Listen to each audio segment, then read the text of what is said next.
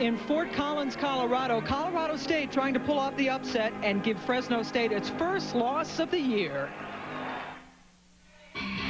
Tonight, David Carr and company take their extravaganza on the road. The undefeated Bulldogs looking to take best in show and go 6-0 this week thanks to a high-powered, high-flying offense few teams have been able to handle. The Dogs envision a win, but the Rams see things a bit differently. Bringing the pain and dominating the game are keys to Colorado State's success. With a sack-happy defense and home field advantage, the Rams plan on putting the Dogs down early, but have to do it without their best running back. Colorado State, Fresno State coming at you right now.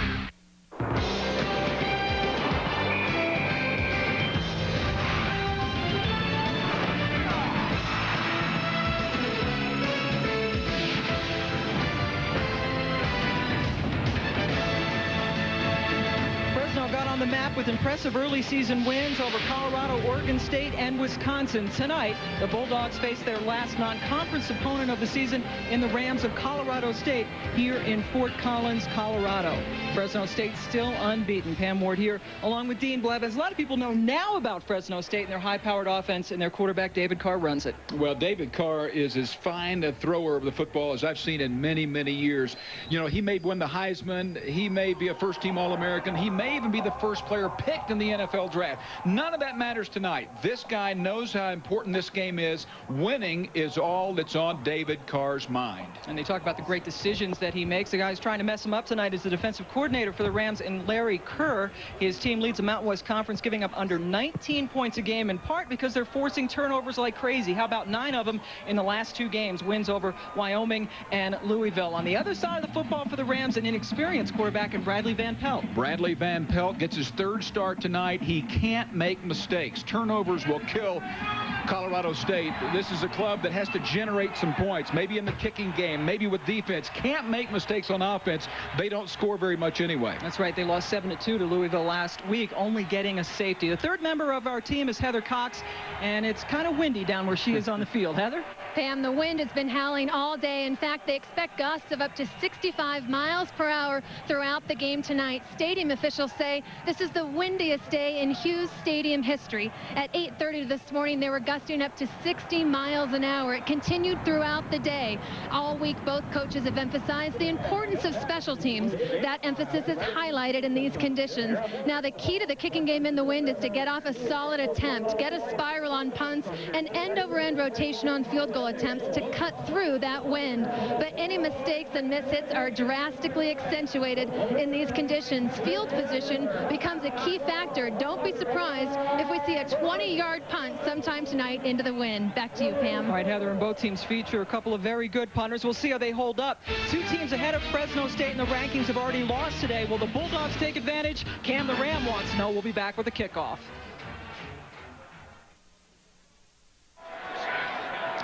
Welcome back to Fort Collins, Colorado. It is sold out here at Colorado State. A crowd of about 30,000 or so expected. A late filing crowd coming in, and they are fired up to see their Colorado State Rams play. The series history, it has been a rather brief series. Actually goes way back to the 1940s. And the Rams lead this series 4-3. The last meeting, Fresno State winning big 2 years ago in Fresno, 44-13. The Bulldogs in their away whites with their red pants. They will kick off first to the Rams, who are trying to avoid their 2nd straight home loss, something they have not done since Sonny Lubick's very first season here in Fort Collins. You know, Sonny Lubick told us yesterday that he was meeting with his team tonight, and he was going to say, guys, this is what it's all about. You know, we haven't played well so far. I want you to go hit someone in the mouth. And we'll see if they respond. Shut up and hit somebody is Fresno State's motto, and Colorado State would like that too. Brett Vicentano to kick off, and we are underway in Fort Collins. Dexter Wynn takes it about 7 yards deep in the end zone, and wisely, he has decided to start at the 20-yard line. Bradley Van Pelt is the starting quarterback for Colorado State. It's been a problem area for the Rams this year. Van Pelt again making just his 3rd collegiate start. Good-looking athlete. Of course, he has it in the genes. Father Brad Van Pelt, the longtime All-Pro. After missing the last 2 games with a bad hamstring, big playmaker Pete Rebstock back. He averages over 20 yards a catch. And Rebstock is number 4. He is starting the football game. And another weapon that Bradley Van Pelt certainly is glad to have. Wayne Ruff is in the backfield. And he gets the football first on the pitch. Shoved out of bounds around the 4. That'll be a 4-yard gain for Dwayne Ruff. Jason Stewart coming up to make the tackle. Senior Brock Finlayson anchors the Rams offensive line, moving from guard to tackle tonight because Broderick Lancaster is out with an injury. And the defensive line for Fresno State. Keep your eye on number 98, Alan Harper. The NFL prospect already has 6 sacks on the season. It is 2nd and 5. Ruff gaining 5 on the first carry. Van Pelt's first pass is off the hands of Pete Rebstock. Falls incomplete, bringing up a 3rd and 5. Let's take a look at the linebackers for Fresno State. Maurice Rodriguez is the Bulldogs' leading tackler. Daly, guy in the middle who has actually been very solid all season for Fresno State. And a couple of great safeties for the Bulldogs, and Bryce McGill and Vernon Fox. Outstanding. These guys are all league, and Anthony Limerick is back there as well as a safety. Kendall Edwards also getting the start over Tyree Sam. So 3rd and 5 for Colorado State. And Ruff gets it. He's not going anywhere. In fact, he'll lose a couple. Alan Harper among those coming in to make the stop.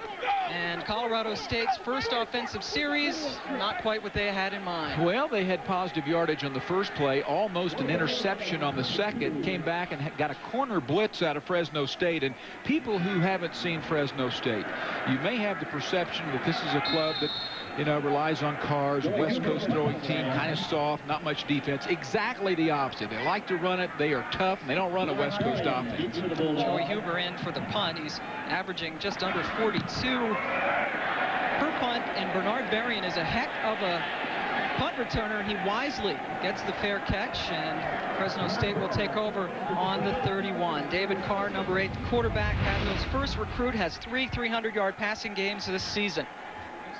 And Carr certainly has a lot of weapons from which to choose. Bernard Berrien, we saw him there with the punt return fair catch, and Rodney Wright, they have 28 receptions apiece. Well, Paris Gaines, their running back, had a big game last week, and if they can get the running game going with the passing game, obviously that's what you want. They really would like to get the running game established first, though, like almost every team in America. And Gaines is the lone running back as David Carr passes on first down.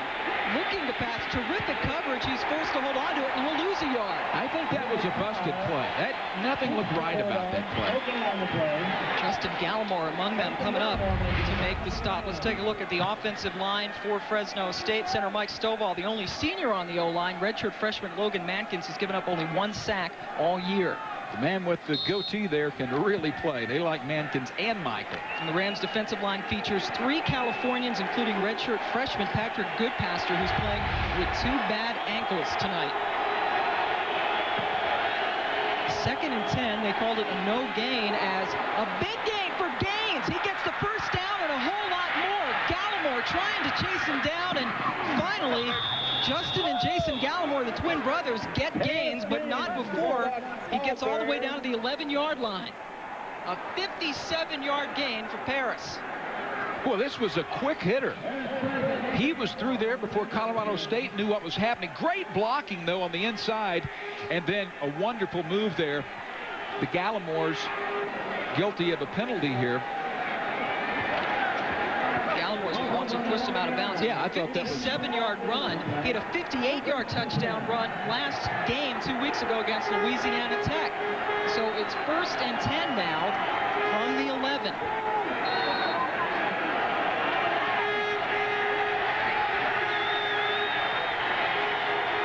Two backs now, and a lot of movement on the right side of that offensive line. Joe Shai, the right tackle, among those, getting up early. Most of the movement for Fresno State is just for deception. False start, offense, 5-yard penalty, repeat, first down. Gerald Wright is our referee, a Mountain West Conference crew. Let's take a look at the linebacker. Sophomore Drew Wood leads the Rams with 3 interceptions. His coaches say he has taken control of this defense. And in the secondary, we saw him pursuing Paris Gaines. Justin and Jason Gallimore combined for 3 interceptions. And there is Pat Hill. What a terrific job he has done with this Fresno State football team. We'll get into his story throughout the night. 1st and 15 now from the 16 after the penalty. Carr looking in the end zone, and more penalty flags fly. No play. Yeah, that was movement again from the left side of the line, I believe. That should go against Fresno. I think it was Mankin. Part is snap. Full start. Offense. 5-yard penalty. Still first down. Unusual that a great offense would have that type of problem here early. Fresno State winning the last 14 games in which they've had fewer turnovers than opponents. Penalties, though, have been a problem for Pat Hill's team, and we've seen them take minus 10 yards already here on their first possession of the game. It's now 1st and 20 from the 21. Audible. Berrien in motion. Instead, they give it to Gaines up the middle. He gets down to the 14-yard line, picking up about 7. This is an offense that really stretches you horizontally and vertically. They run Berrien in motion, and they do a great job of running what they call a fly sweep, where they just hand it to the scat back, going down the vertical, or excuse me, horizontally. But that opens it up for the quick hitter. 3 wide receivers on the right of David Carr, 2nd and 13. Fresno State, he has 5 receivers in all. Carr keeps it himself, gets around one tackler, heading for the end zone. Jason Gallimore pushing him out of bounds. Bernard Berrien with a good block. Unlike the first play, that was designed. And we talked about the athleticism of Van Pelt. Carr has some wheels. And more importantly than that, he has some smarts. Sometimes running with the football is as much in the head with the brains as it is the feet. And that sets up a 3rd and 3. And as Fresno State make it a 3rd and 2, they only have to get down to the 1-yard line, and then will snap it from the 3. That formation, There's an unusual set. And they break it up going back into the I now. Little play action into the end zone, and touchdown for Fresno State. The tight end Steven Spock bringing it in. For Spock, that is his first touchdown of the season. I don't know if that's a little disheartening, Dean. They got a couple of penalties, and still Fresno State able to punch it in, and they take the 6-0 lead. Well, with the problems with Colorado State's offense, it's really tough for them to fall behind. And Fresno State lining up to go for 2, but then they go into the regular kicking formation, Asen Asparuhoff in for the extra point attempt. Yeah, they just want to make sure that Colorado State lines up sound. Asparuhoff now 19 of 19 on extra points for the season. So Fresno State gets the football, helped by a huge running game by Paris Gaines. That's the touchdown. David Carr ready with the touchdown pass. It's 7-0 Bulldogs. ESPN2's presentation of primetime college football is brought to you by Monster.com, who reminds you, job good, life good. And by Original Coors. Nothing beats an original. Fresno State averaging 35 points a game, and Steven Spock, the tight end, the backup tight end, catching the touchdown pass from David Carr, getting them on the board first. Dexter Wynn fields a kickoff a yard or 2 deep in the end zone, brings it out, breaks the tackle, and finally stumbles down across the 25-yard line. DeAndre Gilbert with the tackle.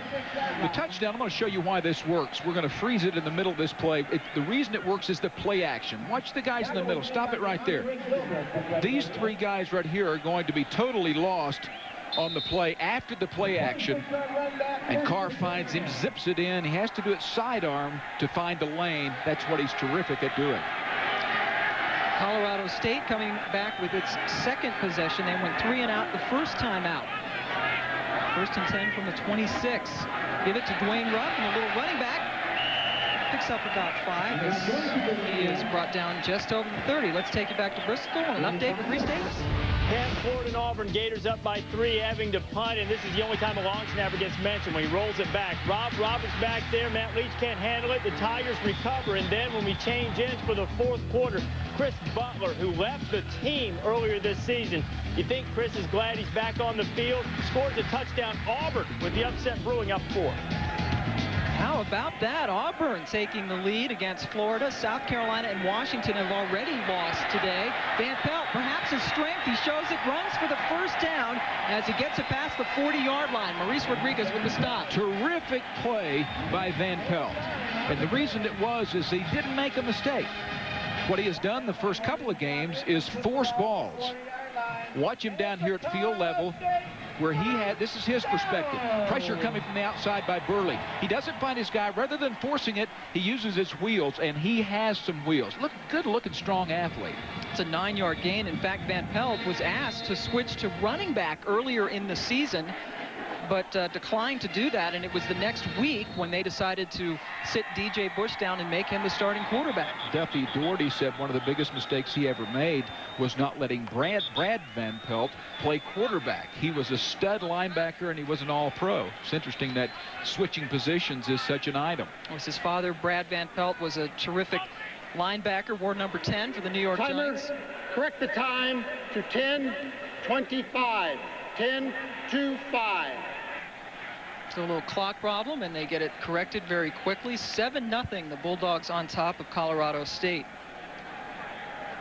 DJ Bush started out as the starting quarterback. He's only a sophomore. Bradley Van Pelt, a redshirt sophomore from Santa Barbara, California. His first season of collegiate football, and the 7-1 in the last 8 games is Fresno State when they scored first. They have done that tonight. Lots of people coming at Van Pelt, but he finds his open receiver, Henri Childs, and Childs gets a 9-yard gain. He's brought down at the 49. Perfect play call by Dan Hammerschmidt. Pressure is coming from your right side, and this is a play call. That's no check. That ball was coming outside immediately to Henri Childs, a transfer from Kansas, who has terrific hands. Childs actually started the first 3 games of the season before being replaced by Dwayne Ruff, who is now back in 2nd and 1 after that 9-yard gain on first down. Ruff gets another first down as he goes into Fresno State territory. Let's head you back to Reese Davis. Reese. All right, Pam, the Gators trying to answer, down 17-13. Rex Grossman. Oh, tip. Roberts can't come up with it, and the pick. And now Auburn's in business just outside the 20. That game's going on over on ESPN there in the 4th quarter. All right, Reese. Wow. So the folks in Alabama have some things to be excited about in that part of the country. Wow, that's terrific. Alabama dropping one earlier today. I'm sure the Auburn fans won't lose much sleep over that, but what a start there for Auburn. Got a quick shot there of Sonny Lubick, who has done a terrific job here with Colorado State. Ruff gets the first down carry, keeps the ball in bounds. Mark Daly coming up with the stop, but it's a gain of 6. Let's go down to Heather Cox on the field. Heather. Well, everybody knows that CSU is desperate to find some offense. The question is how. The coaches this week fiddled with the playbook to package the offense around Bradley Van Pelt. He ran the option in high school, so to exploit his strength, they've added option plays, quarterback draws, boots, waggles, some play action, anything to get him outside the pocket. But it does draw the question, Dean, how much should the offense adjust to the quarterback, or the quarterback adjust to the offense? Well, it's a great question. They're going to do whatever they can to pick up first downs at this time. And they get another one, or close to another one, I should say. Looks like Dwayne Ruff was stopped just a little bit short. Maurice Rodriguez coming up and making another tackle. We have him with 3 so far. Rodriguez and the linebackers are very physical. Dwayne Ruff, though, the little guy, looking for holes. Sometimes it's harder. Really, it's an advantage to be a little scat back, because you can find those little holes and creases, and sometimes, especially being low, you're particularly hard to tackle. Dwayne is only 5'9", 187 pounds. He had 106 yards and a touchdown against Nevada earlier this year. 3rd and 1 from the 40. Sneak it with that big guy. Nope, they pitch it back to Ruff. He gets a lot of room. The first down and more, breaks the tackle. Ruff finally is tackled around the 15. That's a 25-yard gain on 3rd and 1. Like I said, just run you a quarterback sneak. Well, I can come back and say that that's what they thought he was going to do, and so they crammed it in the middle. Another great play call. And the little man knows when to cut it back over pursuit. And Dwayne Ruff is making the most of his start. Well, this guy was really a wonderful, had an ebullient, smiling personality when we saw him the other day. 7 carries for 43 yards so far for Dwayne, who played his high school football down the road in Denver. 1st and 10 from the 15 for the Rams. Childs now in the backfield. And he gets it. Won't get much. Dragged down for no gain. It will be 2nd and 10. Florida and Auburn. We'll get another update on that exciting game with Reese Davis. Pan Florida's defense stiffens. Damon Duvall, best kicker in America. He works that one like a hook on the golf course and got it right through there. The Tigers up by a touchdown. Will be a great one coming down the stretch. Florida's defense can stiffen, as Reese said, and you know what their offense can do. So I think this is going to be a barn burner. As is this one. That's right. That one's shaping up to be a great finish. We have a good start here. 2nd and 10 from the 15 for the Rams. Rebstock in motion. Van Pelt gives it to Childs, who stumbles forward for about a 5-yard gain. It's going to be 3rd and 5 from the 10. Bryce McGill making the stop from his safety position. 3 points would be 3 points more than they scored against Louisville in their last outing. All right, their defense outscored them getting that safety. They lost 7-2. Childs, you mentioned, a transfer from Kansas, where he was a running back, a wide receiver, a tight end, and a returner. And that is John Benton. There are co-offensive coordinators for Colorado State. He and Dan Hammerschmidt run the offense, and Benton is the play caller. 3rd and 5 from the 10. Van Pelt is hemmed up by Burley and has to throw it away. Not a bad play. Not a bad play, and it was a great play defensively from Burley. We talked about his athleticism a little earlier, number 90, but Brad Van Pelt didn't force it. He also didn't get trapped back there and fumble it or get caught 15 yards behind the line of scrimmage. When you're outside the tackle box, just throw it away, give your team a chance to knock through the field. That's one thing John Benton talked to us about, is limiting the back play opportunities, right, not getting the turnovers, and they have to be pleased with that. Kent Naughton now in to try the field goal. It will be a 28-yard attempt. Naughton 2 for 3 overall on the season. He made from 25 and 38, missed from 31. Flags are down. And the Colorado State crowd, well, that's big, getting into it. That's big. That may be a first down. This is a critical call here. Did Colorado State force? Did they move? Or was it Fresno? If it's Fresno, it could be a first down. 5 yards is what they needed. Just needed the 5 yards for the first down. Ah. Offside defense. 5-yard penalty, which will result in a first down. Big mistake by, I think that is their stud, Alan Harper, up front. Nice job of pulling them off sides by Van Pelt. Pat Hill going back to the drawing board, trying to figure out some of these penalties. Colorado State, by the way, more yards on this drive than the whole first half against Louisville last week. So they've already done it. 69 yards already tonight, and they are 5 yards away from the end zone. 1st and goal. Childs cuts inside, breaks the tackle, and scores the touchdown. Yeah, it looked like he may have fumbled, but he didn't. What a terrific move by Childs. And Colorado State has to feel very, very good about that. Brad Van Pelt making no mistakes, just moving the chains, eating up the clock, taking advantage of the major mistake on the offsides, and knocking it in. That is the first touchdown since the 4th quarter of their rout over Wyoming 2 weeks ago, when they won that game 42-14 in Laramie. Kent Naughton in for the extra point. It is true, and we have ourselves a tied football game. So the penalty giving Colorado State extra life, and Henri Childs and company taking advantage of it. The Rams have pulled even. We're tied at 7 in Fort Collins.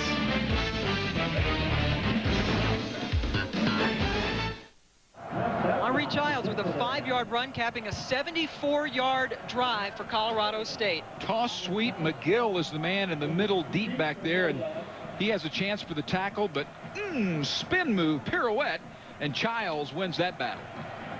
25-yard run by Dwayne Ruff helping out, as well as a penalty. Colorado State was going for a field goal, got a second life, and got the touchdown. There you see the first touchdown since their rout of Wyoming on the 29th of September. They only managed a safety last week against Louisville. Jeff Babcock with the deep kickoff. That's a touchback. Fresno State gets it at the 20 when we come back. But let's go back to Reese for more on Florida Auburn.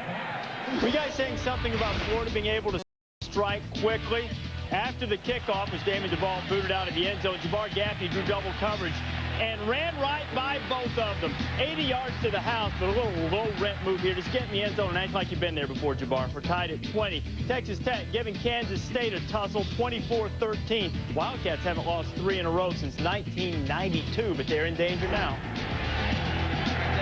So we've got some upsets, and Florida trying to avoid one, as is Fresno, tied up 7 apiece, 1st and 10 from the 20.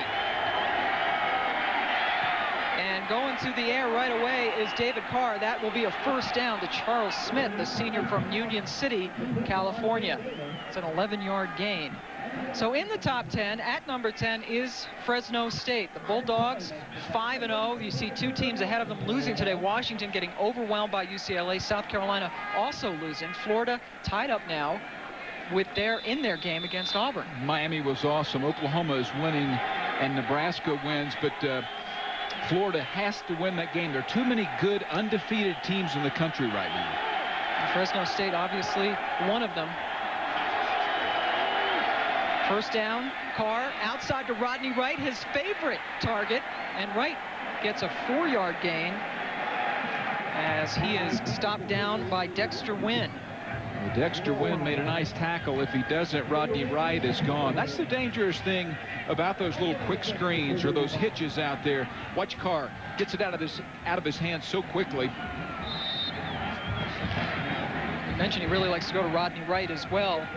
Dean says that Rodney's my boy. Sometimes he says he has too much confidence in him. Went to him there with a lot of traffic, and it worked for a 4-yard gain.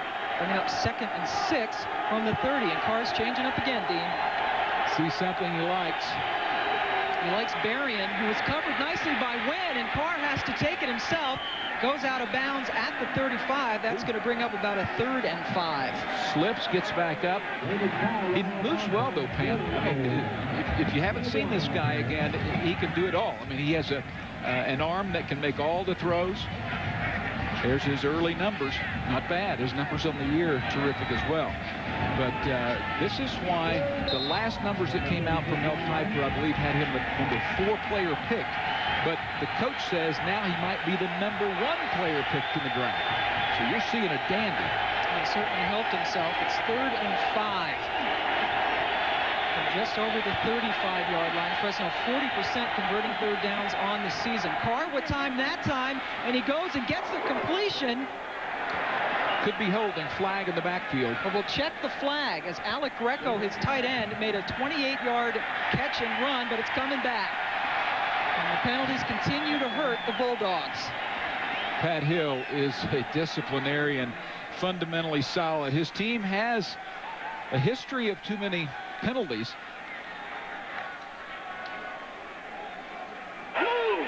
Holding. Offense, 10 yards, previous spot, repeat, 3rd down. So instead of a big first down, it's going to be a 3rd down. And look at the season.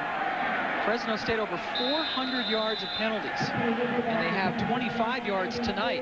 Let's watch the takedown here by the center. That has to be what it is. Otherwise, a perfectly executed play. Carr throws the long ball better than any of the balls he throws. Bringing up a 3rd and 15. Carr over the middle goes to Spock. His tight end stopped well short, and the Bulldogs will have to punt. Tony Colacion coming up with the tackle. Larry Kerr sits back defensively, says we're going to run zone, we're going to keep everything in front of us, and we're going to tackle well. And that's what they did. And because of that, we'll see Jason Simpson come out, a terrific punter from Garden Grove, California.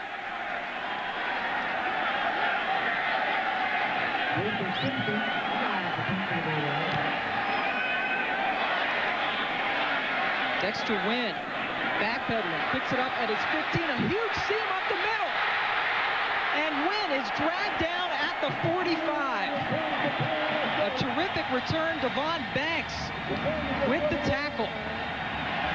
So Colorado State got a touchdown last time out, a 30-yard return there by Wynn. We'll see what they do with the football when we come back.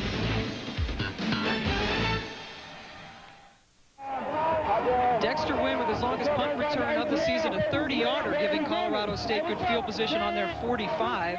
They are tied up. NFL Countdown coming your way tomorrow, 11 a.m. Eastern on ESPN. Chris Berman and company, Stu Scott, Tom Jackson, Sterling Sharp, Steve Young, and Chris Mortensen prepare you for all of the day's NFL games. Reports from everywhere, up-to-the-minute news and stats, everything you need to know, right up to kickoff tomorrow morning, 11 a.m. Eastern.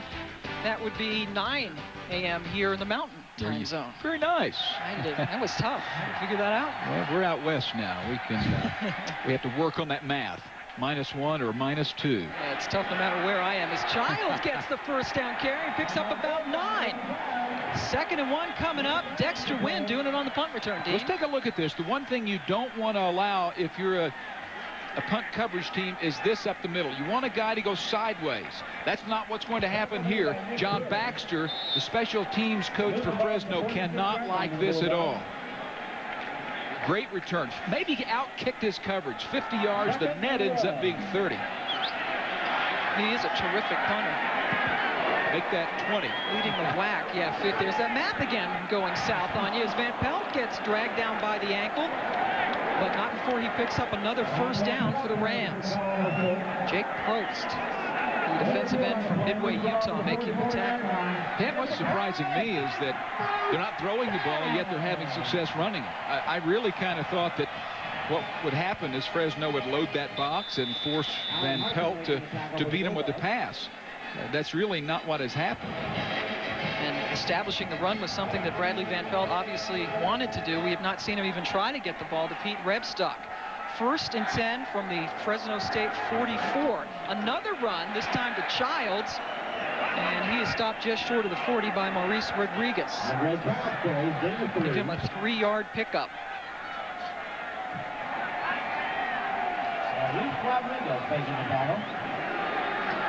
Henry Childs with a good start tonight. He had a career-high 92 yards 2 weeks ago against Wyoming and a 37-yard run against Louisville last week. And he and Dwayne Ruff have been splitting time tonight. It's a 3-yard gain, make it 2nd and 7 from just outside the 40.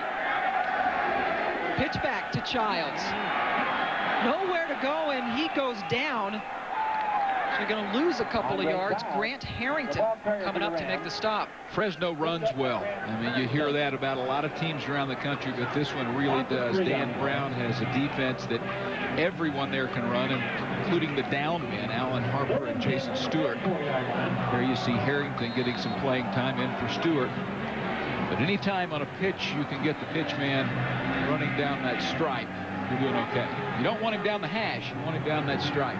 Bringing up 3rd and 10 now. Colorado State 1 of 3 on 3rd down so far tonight.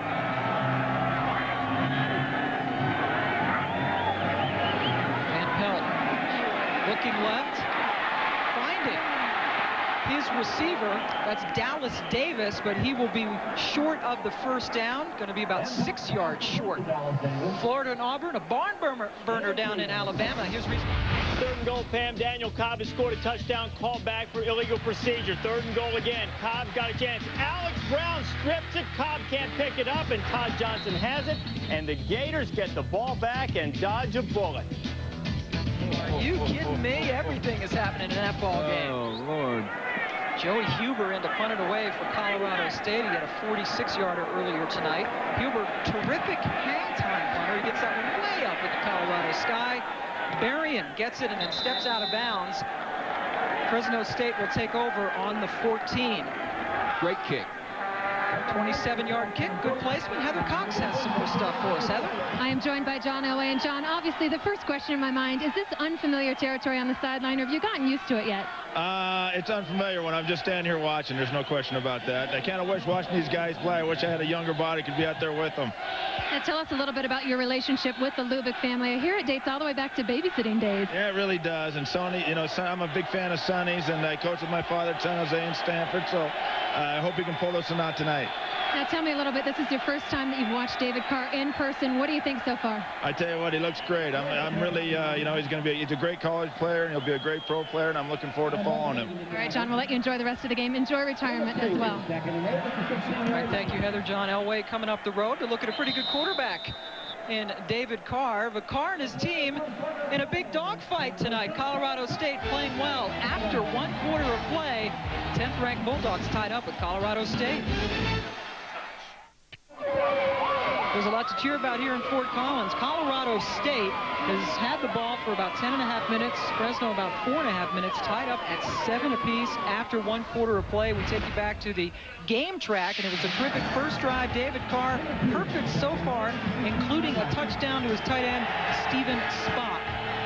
Culminating a 68-yard drive. Took him less than 2 minutes to do it, but here come the Rams after a penalty. On a field goal try gave the Rams second life, and Omri Childs took it in from 5 yards out, so we stand at 7 apiece as we start the second quarter. Well, Colorado State has to feel very, very good after that first quarter. New tailback, Josh Levi. Paris Gaines actually is back. Running back, Josh Levi, we'll see throughout the night, but Carr goes in the air, completes it out to Marquez Davis, who picks up the first down as he is taken down around the 33. That's a 17-yard gain. So many weapons for this team. Davis is a guy that has phenomenal athletic ability. That's what Carr says. Just a little stopper out there, and that's when a guy like that can be very, very dangerous. You've got to make that tackle as a cornerback. Jason Gallimore up there. Marquez Davis, just a redshirt sophomore. So it's 1st and 10 from the 33. Paris Gaines with a short gain gets it back over the 35. Adam Wade coming up with the stop. Nice defensive adjustment to stop that. You've got to think, though, that David Carr is thinking bootleg out of that. Get him on the corner, and they'll look for a second-level tight end across, and if not, they'll have the play side tight end shallow. I think that play will be coming up. That's one of their favorites. 2-yard gain, so it's 2nd and 8 from the 35. 2 wide receivers to Carr's right, but he gives it right back to Paris Gaines. He's the workhorse tonight, and he is stopped just short, maybe a half a yard or so of the first down. Josh Stewart with the stop. We talked off the top about David Carr being such a great player, but he doesn't care about numbers. He doesn't care about anything but getting a win. This one is so critical for Fresno State. If he can turn around and hand that ball off to Gaines or Levi or whoever's back there and pick up first downs, that's what he's going to do all night. On the naked eye, it looked like they were about a half yard short, but the chain gang coming up to measure and make sure. Paris Gaines is a senior from Vista, California, and he is about a length of the football short. That'll bring up 3rd and inches. Tuesday night, more football coming your way on ESPN2. Jeff Kelly and Southern Miss visiting Louisville. Dave Ragone leading the Cardinals against the top 5-ranked Southern Miss defense. College football coming your way Tuesday night, 8 Eastern on ESPN2. For more on this weekend's college football action, simply log on to ESPN.com anytime. And Dave Ragone was shut down pretty well last Thursday by this Colorado State defense, which came up with 4 turnovers against the Cards. We'll see what the D can do here. 3rd and inches for Fresno. Paris Gaines is stopped short. So Colorado State coming up. Decision to be made here. Unless it is just very close, I would be very surprised if Pat Hill were to go for it. Jason Gallimore, 5'10", 200-pound senior from Wheat Ridge, Colorado. Looks like they lost about a half a length or of the football or so.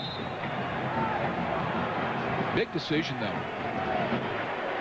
Watch the surge defensively by the Rams. They got under, and the linebackers got over. Terrific job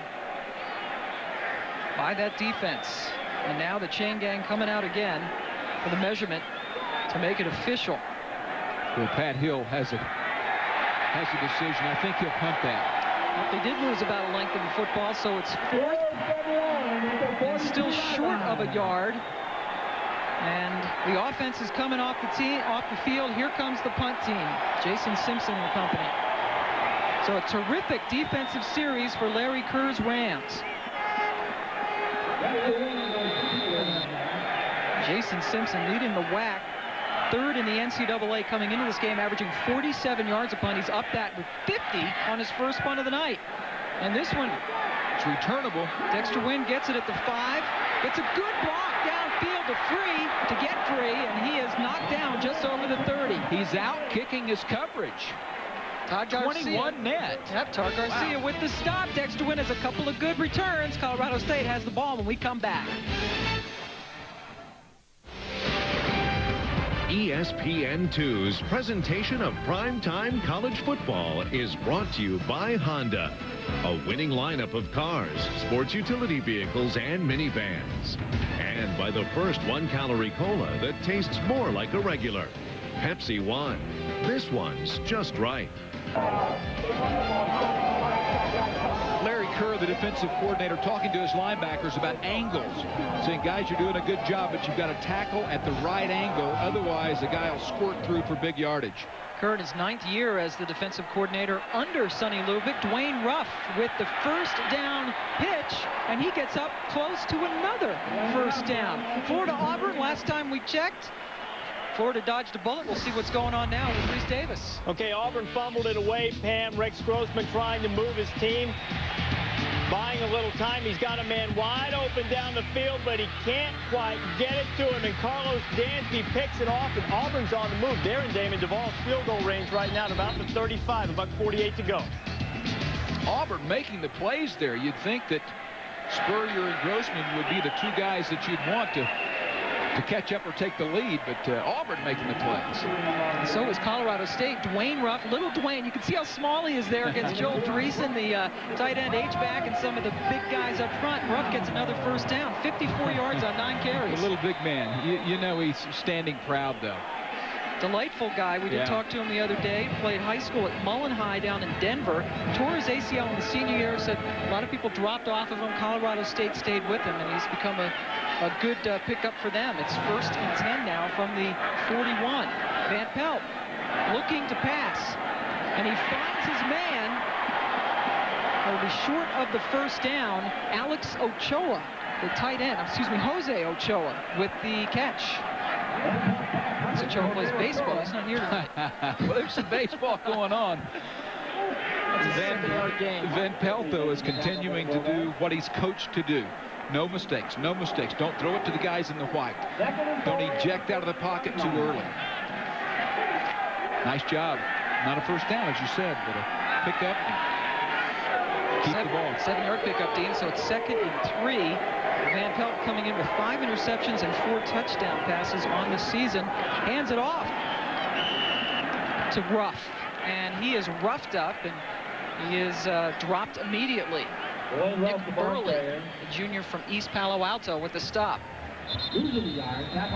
Well, they bring a blitz this time, so they outnumber the blockers, and Nick Burley, this guy is very, very quick. He plays on the edge, but he's also so agile that he can play down inside.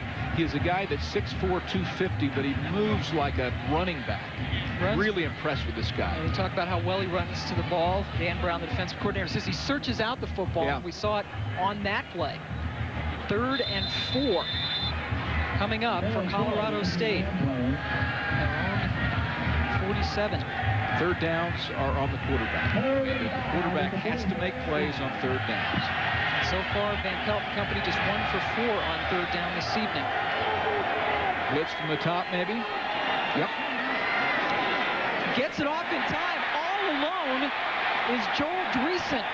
And he picks up another Colorado State first down. That's a 9-yard gain, and they are in Fresno territory. Well, Van Pelt's doing the right things. I think he felt the blitz come from the left side. Dreesen comes wide open.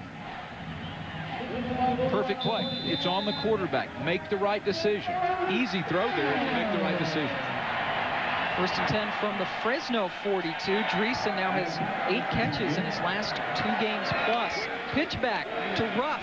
Cuts it inside, and he is cut down after a short gain by Cameron Morrell, the strong safety. It's not even a gain. It's a loss of 1. So it's 2nd and 11 coming up. That's pretty good. They run a lot of safety blitzes, and that time Morrell, all the way from about 15 yards deep on the far side of the field, was able to make the play in the backfield. Like to bring their blitzes from different places, safeties, corners. They show a lot of stuff, and certainly you'd want to try to confuse a guy like Van Pelt. This is only his 3rd collegiate start at quarterback. So it's 2nd and 11 after the 1-yard loss. Rebstock in motion. He has yet to catch a pass. Ruff has done a lot of work. And Ruff is met and falls forward. But that's going to be another loss of 1. So Colorado State is going backwards. 3rd and 12 upcoming. Well, there were a couple of collisions there. The first was by Rebstock. Watch him blocking right there. But then on the corner, there's another hit. Early all the way out there to make that one. That's 3 straight rushes for Dwayne Ruff that have resulted in 1-yard losses. So it's 3rd and 12 for the Rams. 2 receivers split to the right. Colorado State 2 for 5 on 3rd downs tonight. Van Pelt keeps it himself, searching for that 1st down marker, and he gets the 1st down. Pushed out of bounds around the 30. Great effort by Van Pelt, using his size there.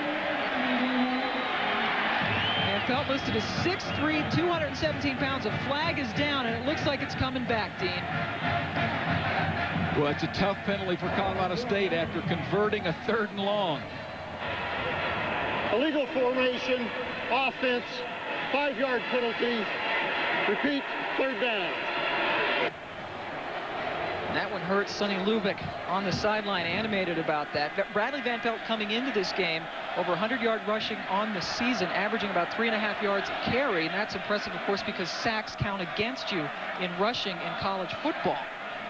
Only 6 men on the line of scrimmage on that play.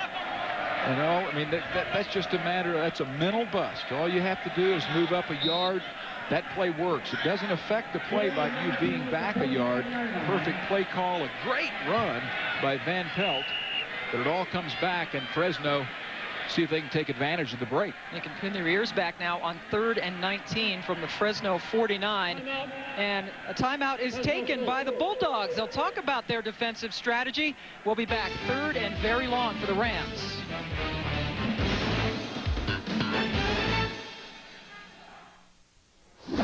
Reese Davis in the studio. Damon Duvall of Auburn with the game tied against Florida. Toe meets leather. High enough. Long enough. Watch him play that hook again. Good.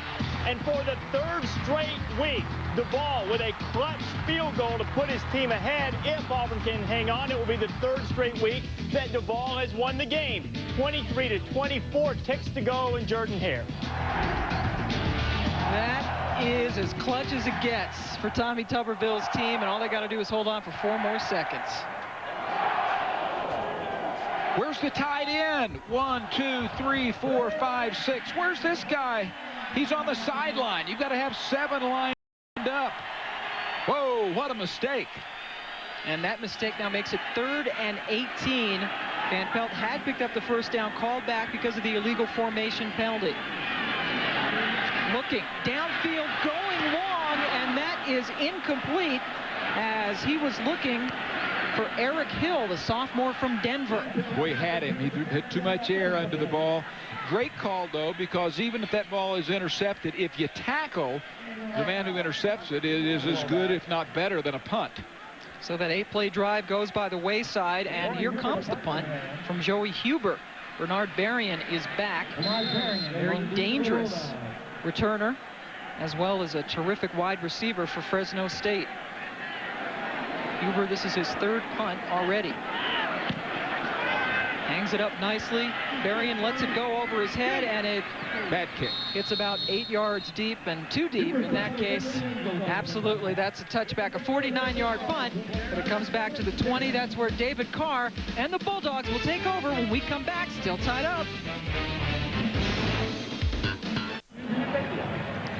Welcome back to Fort Collins. Pam Moore, Dean Blevins, and Heather Cox along with you. And Colorado State putting up a good fight. Tied up with Fresno State, and Bradley Van Pelt on the phone talking upstairs. Did a good job on that last drive. He's like, where's my tight end? Because that's what killed him.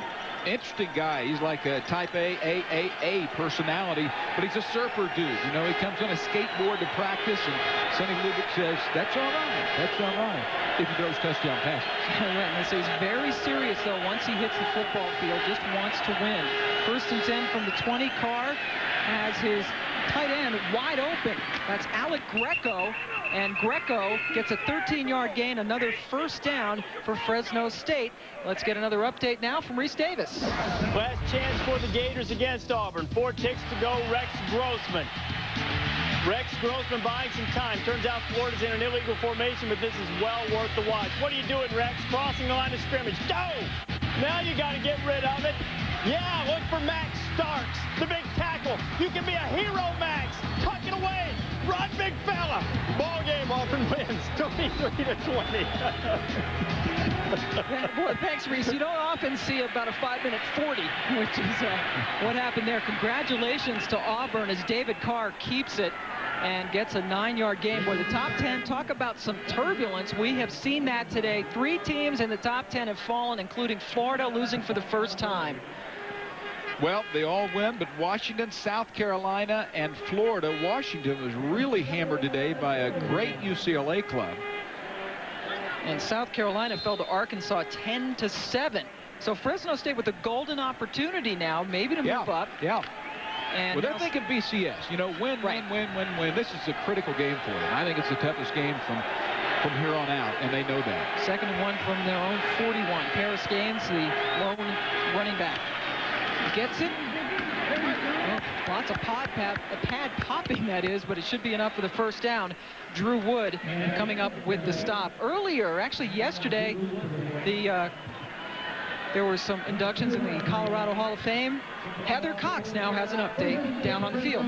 Actually, an injury update for you, Pam. Marquis Davis, the wide receiver for Fresno State, has gone into the locker room for x-rays on a left ankle. Just precautionary. The good news for the Bulldogs, they are very deep at the wide receiver position. We'll know during the half whether or not Davis is coming back. All right, thanks. As Marquis Davis goes out, they do have 4 top receivers, now down to 3 with Davis leaving. Carr, first down, lots of time. He goes for Berrien, who is behind the defense, and he misses him. Berrien breaking free. Aaron Sprague was trailing way behind him. A lot of action on that play. I mean, he had the time that Dorsey at Miami had all day today.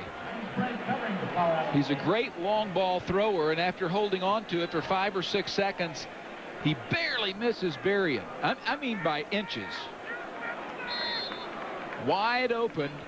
Sprague about 7 yards or so behind him. I'm not sure that was actually overthrown. Berrien has great closing speed, and Carr knows he missed one there.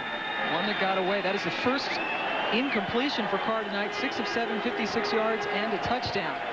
Bringing up 2nd and 10. Blitz from the side here. Backing off now after the check. Carr going to put it up. Has to run with it. We hear whistles, flags down, confusion, mass confusion, and we'll try to sort the whole thing out.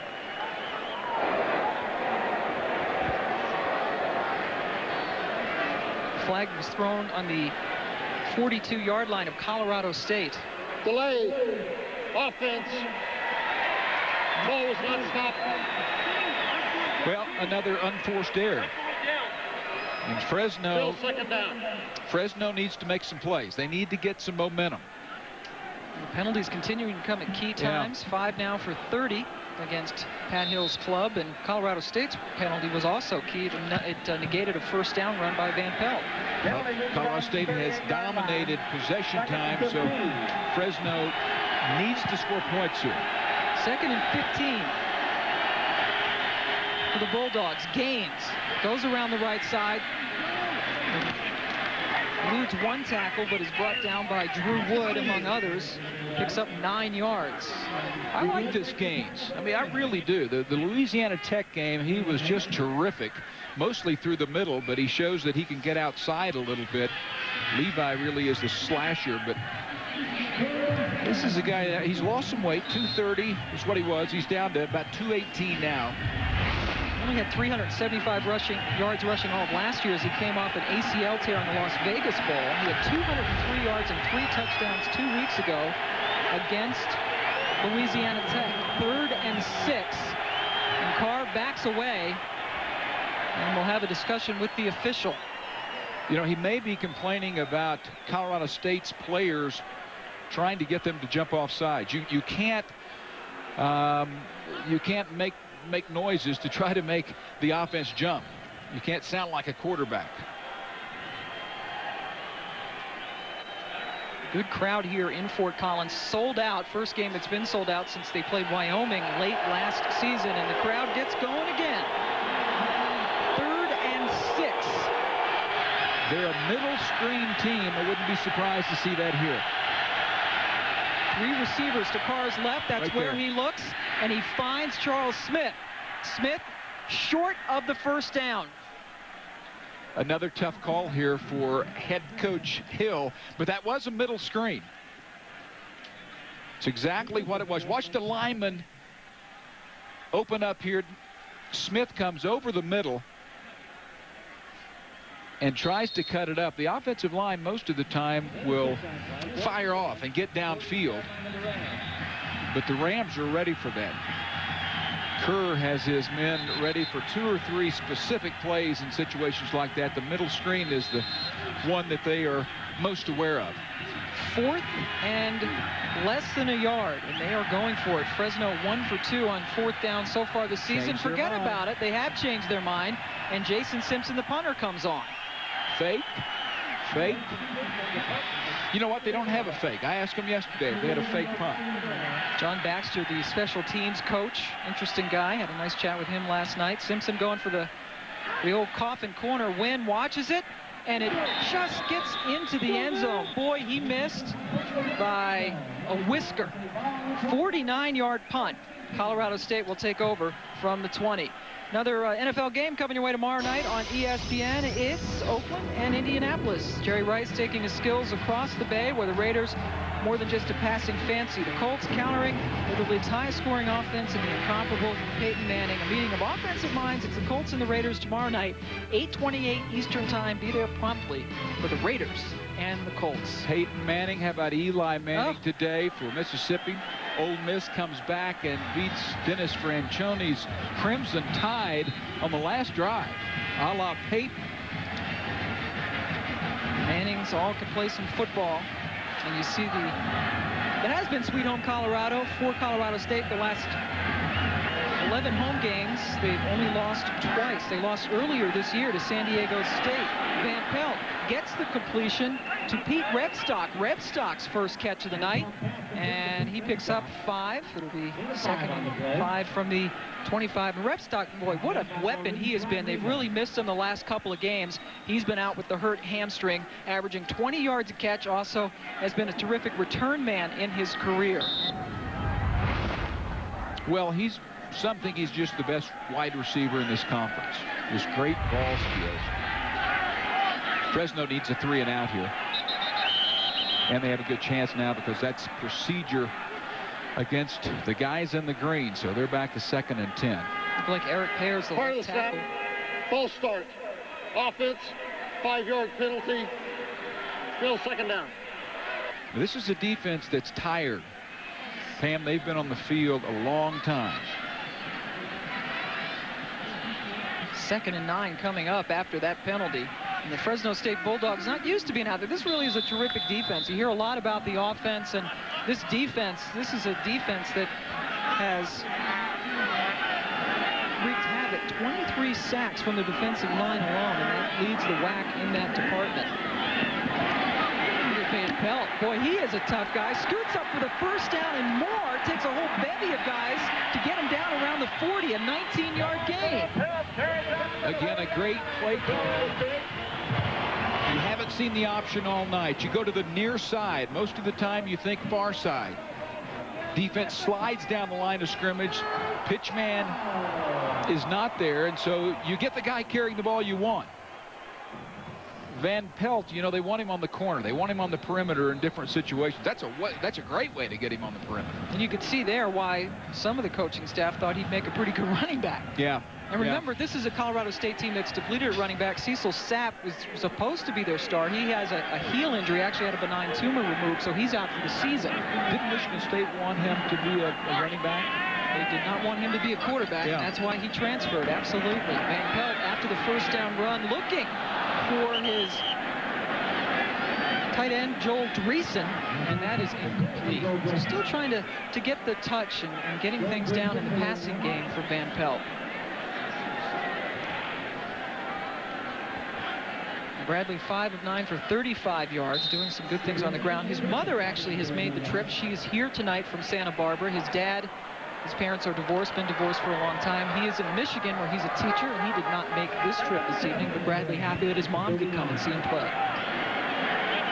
2nd and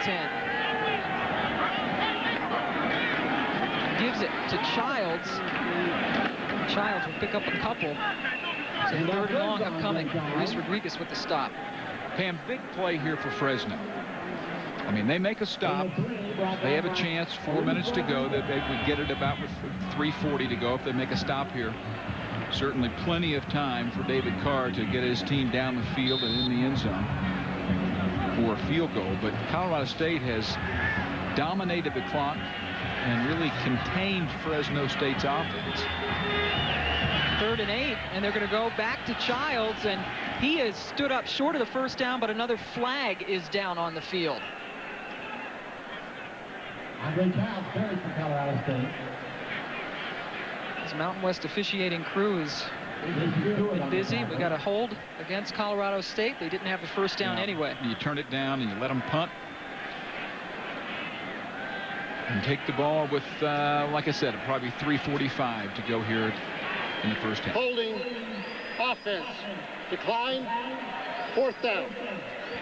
And you could see Pat Hill read his lips. He's like, 4th down, meaning decline it, because they were going to get the ball back anyway, and they will do that with just under 4 minutes to go. We told you Bernard Berrien's a heck of a return man, and he did it against Wisconsin, opening up the second half earlier this season.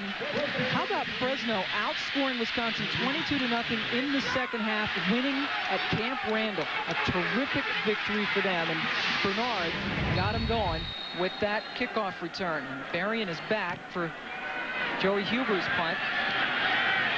Gets it at the 13, missed tackle, and then he's dragged down from behind. Great effort there by Thal Woods. Missed him the first time, but got him the second time around.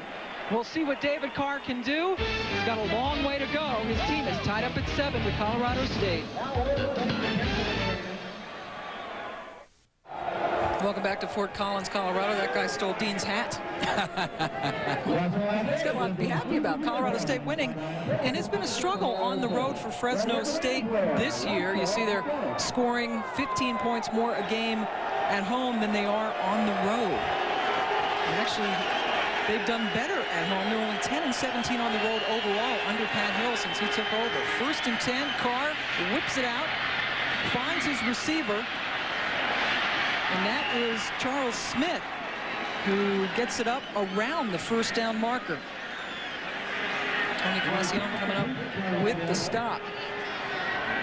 He covered a lot of ground to pick up 10 yards, but it was a good 10 yards for David Carr. David Carr now has completed 8 of 9 passes, but 71 yards. There's a good sign for Fresno State. Marquez Davis is back, still limping a little bit, but at least he is back on the sidelines for Fresno. That was a first down. 1st and 10 from the 21.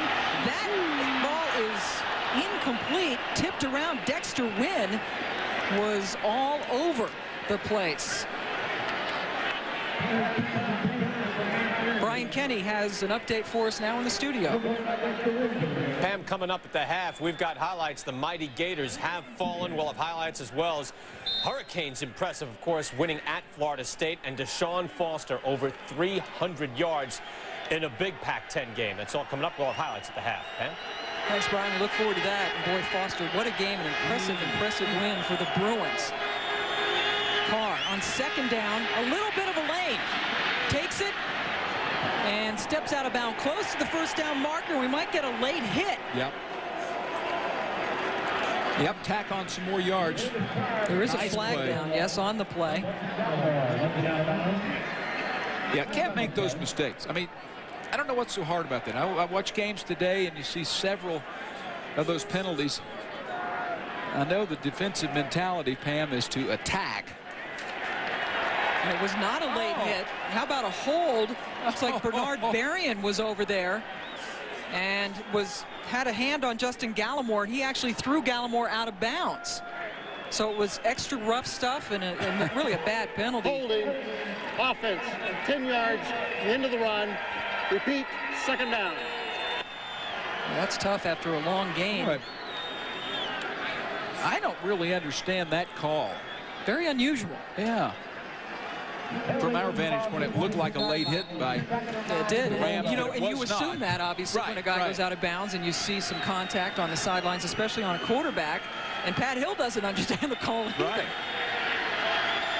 So make it 2nd and 9. 5 wide receivers in, 3 to David Carr's right. And he looks that way all the way, gets the completion. And a slip of a tackle by Charles Smith. He is stopped short of the first down. Looks like he's going to be a couple of yards short. Clock becomes a little bit of a factor now. Colorado State keeping everything not only in front of them, but sort of an umbrella look to keep them in bounds, to keep the clock running.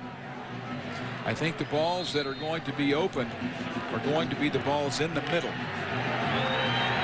That was an 8-yard gain. 3rd and 1.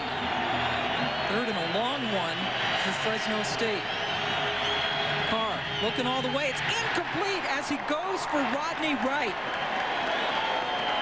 And the Colorado State defense has held again. I think the Colorado State defense knew that it had to do its job. I mean, when you come in knowing that your offense, as Sonny Lubick said, is not going to go out and score 25 points, you realize that you have to really shut them down. It's hard to shut down a team like the Bulldogs, but when that expectation level is high, your performance is high. Jason Simpson in to punt for Fresno State. His 4th punt. Dexter Wynn gets it at the 33 and pirouettes. Another flag is down. This one looks like it will go against Colorado State. I hate to keep saying poor punts, but we're having punts into the end zone. We're having punts that are out kicking their coverage. We're having punts that aren't over 20 feet high. The punters, now I realize there is some wind, but the punters have not had a good night. And John Baxter, the special teams coach at Fresno, thought that would be the biggest play tonight. He thought that the punts would be the biggest plays in the game tonight. Illegal block in the back during the return. First down. First down for Colorado State after that illegal block call. Coming up, NFL Countdown tomorrow at 11 a.m. Eastern Time. Boomer, Chris Berman, the rest of the guys, TJ, Stu, Sterling. Boy, Sterling's a fun guy. Steve Young and Chris Mortensen. Get ready for all of these days' NFL games. Reports from everywhere in the National Football League. Wake up tomorrow morning, turn on ESPN, and you will be informed. NFL Countdown, 11 a.m. Eastern Time tomorrow morning on ESPN. What was cool about Mountain Time Zone? There was football starting at 10 o'clock this morning. That was beautiful. Isn't that great? Just beautiful. This is the 12th game I've seen today.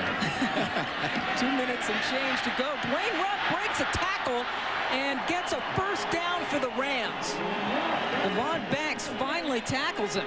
That's a 13-yard gain. Yeah, and you know what? I think the Colorado State would be content just to run the clock out. They're not going to risk anything, but we're going to pitch it and see if Dwayne can do something with it. Well blocked. Harper misses a tackle, 98. He doesn't miss many. 2 timeouts for Colorado State remaining.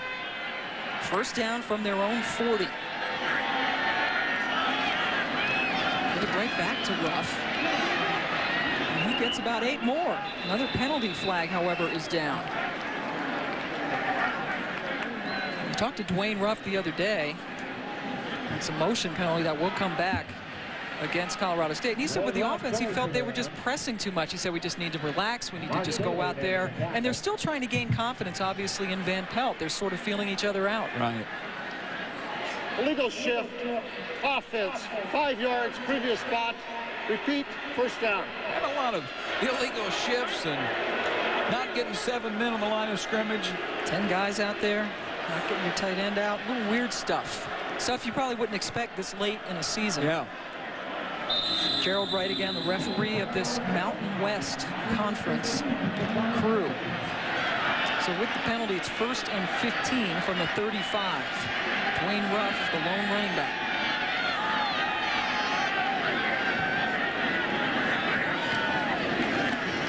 Play action. Plenty of time for Van Pelt. He's looking deep for Rebstock, who gets it and then drops it. Boy, Rebstock had it for an instant and then was unable to bring it in. Tyree Sams was with him step for step. It's another great play call, because if it's intercepted, you've only got a minute to go in the half, and Rebstock makes the play but can't hold on to it. Tyree Sams has to turn around and make that play defensively. And Van Pelt's like, we got it, we got it. What do you mean he didn't get it? Wow, that could have been a huge play. John Benton, the co-offensive coordinator, looking on as well. And that brings up 2nd and 15. They had a big play last week, negated against Louisville because of a penalty. Still trying to find the big plays. Instead, go back to your bread and butter, Dwayne Ruff, and he is stopped for a loss. Grant Harrington coming up to drop him in the backfield. So now we're under a minute in the first half, and 3rd and 17 upcoming for the Rams. Didn't surprise me that they ran the ball that time, because of, they just had a good half. Again, you can't make a mistake here and turn it back over to Fresno State and allow them to gain some momentum going into the halftime break. Fresno State content to not use their timeouts. I think they want to go in and regroup, Pam. Has not been the kind of half, certainly, that they had expected, even though Pat Hill told us he did expect a dogfight tonight. That's going to be a delayed game against Colorado State. How about 3rd and 22 upcoming? Well, they were going toss sweep. Delay. Offense, 5-yard penalty. Still 3rd down. Looks like Gerald's out of breath a little bit. He's doing a lot of work tonight. He's been busy. Thin air up here in Fort Collins. Just picking up those flags has him. You know, that really turns out to be a play that's advantageous to Colorado State. They've started the clock, and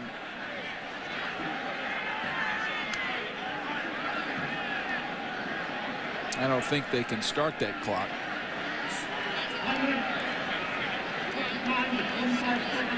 Yep. Coming back to 25 seconds, you know, if they let you do that, you could do that all night long.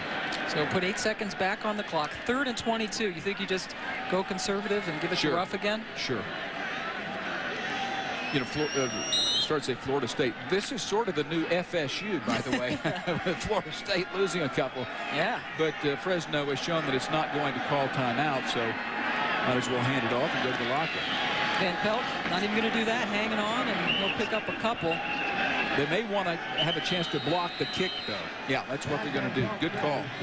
Alan Harper coming up with the stop, and Fresno State does indeed take the timeout, stopping the clock with 19 seconds left to go in the first half. This is a team that really has blocked a lot of kicks during Pat Hill's tenure, but only 1 blocked extra point so far this season. That came against Colorado early in the season. We'll see if they can set one up. Fresno State and Colorado State in the waning seconds of the first half. Joey Huber back to punt. Fresno State maybe has something up its sleeve. Yeah, no reason to not go after this one. You've got to be out there with the gunners, but no reason to not just go after this with all you have. Bernard Berrien is standing at his 23. They're coming after Huber, who gets it off. Berrien. Not only does he get it off, he backs up Berrien. And it just goes into the end zone. What about that kick, though? That's like a golf shot that travels 310 yards up here in the thin air. How about a 68-yard punt, career best for Joey Huber, and he did it under a lot of pressure. Sometimes you get the longer kicks under the pressure. He had a 58-yarder earlier this season, and that baby, after a 59-yarder last year, was his career high, and now he has a new one at 68. Good job by Joey. Taking a knee and heading to the locker room. Huber also did have a 72-yarder in a bowl game, so he used himself a leg, and David Carr takes a knee. Fresno State scoring on its very first possession of the game. David Carr threw a touchdown pass after a 68-yard drive that took less than 2 minutes. He's completed 9 of 12, but Colorado State's defense has been in his face during the entire first half. We are tied up at 7. What do you think about that, Brian Kenny? Well, Pam, Fresno State with a win might be doing some moving up. We'll take a look at that with the highlights. We got some of the mighty Gators falling today. We'll take a look at Florida, highlights of that game. Also, highlights of the surprise team in the Pac-10. When we come back, the SEC will start us off. We'll get to the showdowns when we return.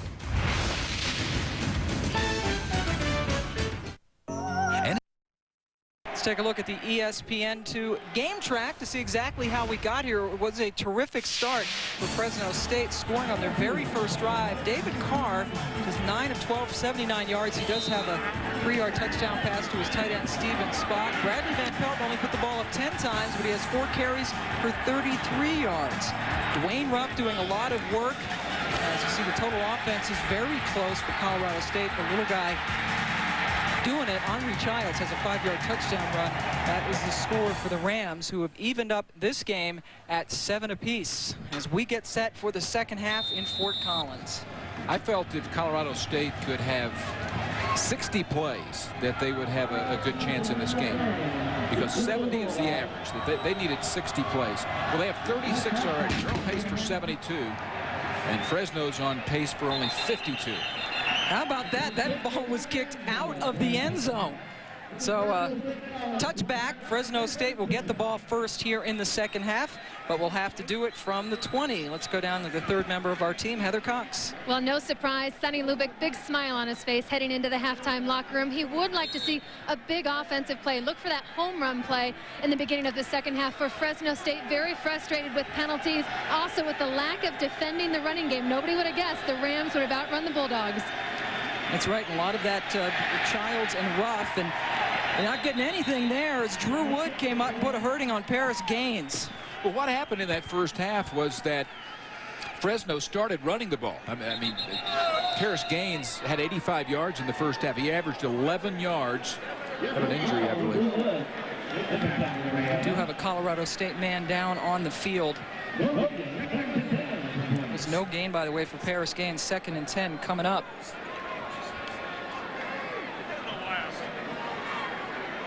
So Colorado State putting the clamps down on this very potent Fresno State offense that averages 35 points a game. You take a look at, Heather mentioned the rushing yards, Colorado State with 6 more than Fresno. Well, they're pretty even across the board. I think the biggest thing is that Colorado State wanted to have ball possession, and it's almost 2-1 in favor of Colorado State. And as I mentioned, the number of plays is critical as well. And some penalties hurting Fresno State. Dexter Wynn was the man who's hurt, but he got up under his own power and gets off to the sideline, so that's good to see. Maybe just got, as you see, he was flexing his neck, maybe just got his proverbial bell rung there. So we've had that happen a few times, even outside of football. I'm sitting here with the bell that is rung. Who rang?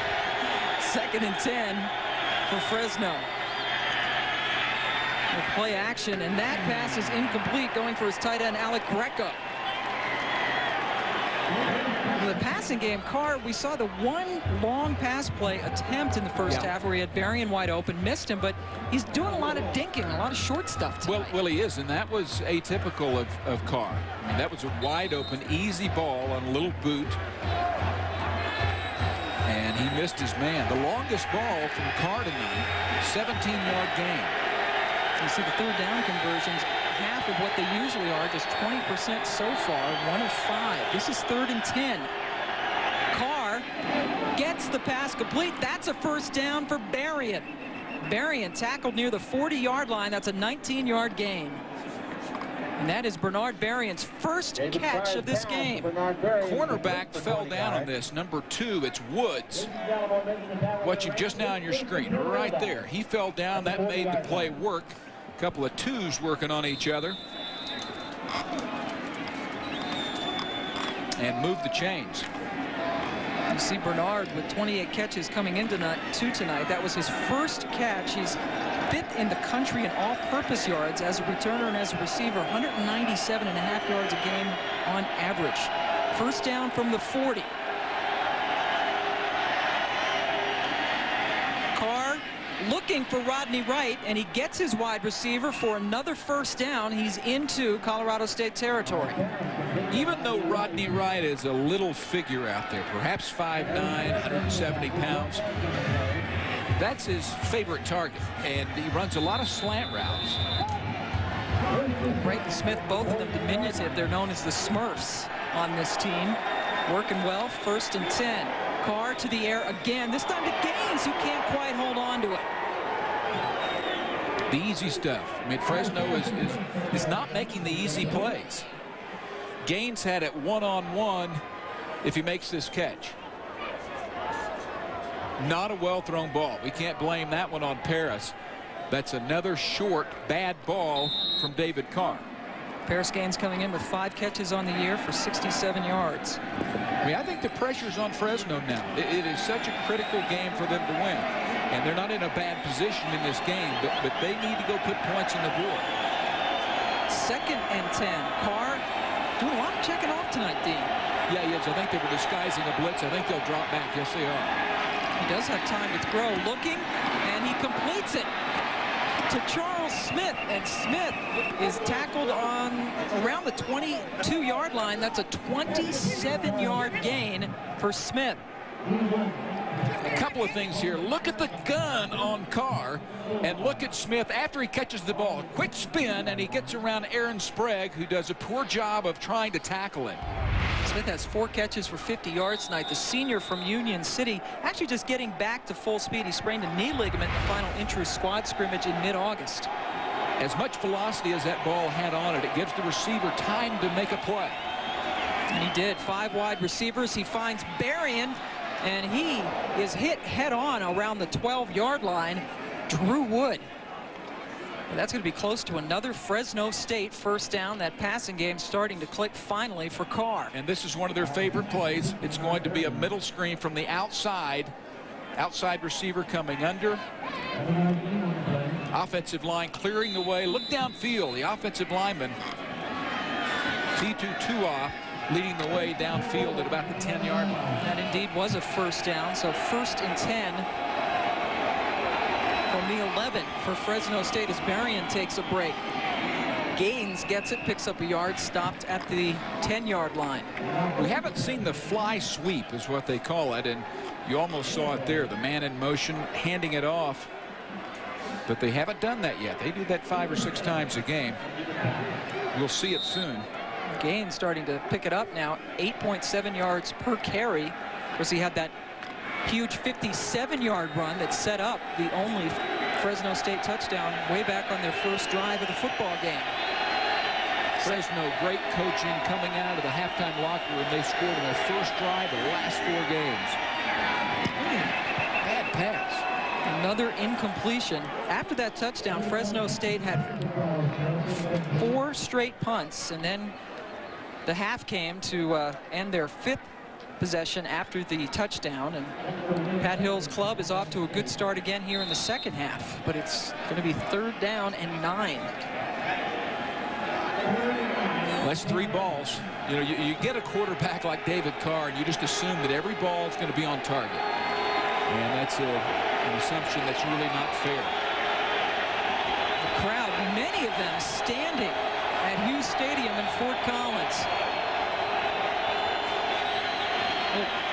Play action action. Carr looking in the end zone, nowhere to go, takes off, and he has to go out of bounds. Dexter Wynn chasing it out of bounds, so another hold by the defense. 4th down upcoming. Well, that is just terrific coverage. Secondary, it's almost a secondary sack, but it's not a sack. Watch the zone coverage. No one can shake loose. Tell you what, Larry Carr has a terrific game plan in here against Fresno's potent offense. 24-yard field goal coming for Asen Asparuhov from Bulgaria. Nicely done, Pam. Nicely done. From now on, we'll refer to him as Asen. I worked in Fitu Tua. You came back with that. And that field goal is good. So Asen Asparuhov now 10 for 10 from 29 yards and in. Fresno State has taken the lead. Florida State's already lost. FSU. ESPN2's presentation of primetime college football is brought to you by Wendy's Bacon Mushroom Melt. When you gotta have one, you gotta have one. And by Bud Light, for the great taste that won't fill you up and never let you down. Make it a Bud Light. Some Fresno State fans have made the trip here to Fort Collins, and they've seen their team take its second lead of the night. The Asparuhov field goal. 10-7, and Colorado State gets the ball for the first time here in the second half. Dexter Wynn collects it at his 5 and is just mowed down. Is that Brett Vicentano, the kicker, got all the way down there? Couldn't have been. Couldn't have been. David Adamo was down there. I'm taking the under on that one. I think it might have been David Adamo, actually, who got down there. Let's take a look at the Fresno State scoring drive. 73 yards, took him just over 3 minutes to get down there. Carr was 4 of 7 for 68 yards. Knowing what a bulldog the head coach Pat Hill is, I bet this defense for Fresno comes out and plays harder and better in the second half. Dwayne Ruff had himself a good first half, and that's a good first carry of the second half. First down and a whole lot more. Gets it up just short of the 35-yard line. First down, Colorado State. Well, maybe they'll play harder and better on the next play. A 20-yard gain for Dwayne Ruff. Yeah, that was actually a missed tackle in the backfield by Tyree Sams. He had an opportunity to not only make a tackle, but to lay a lick on him. So 1st and 10 now from the 35.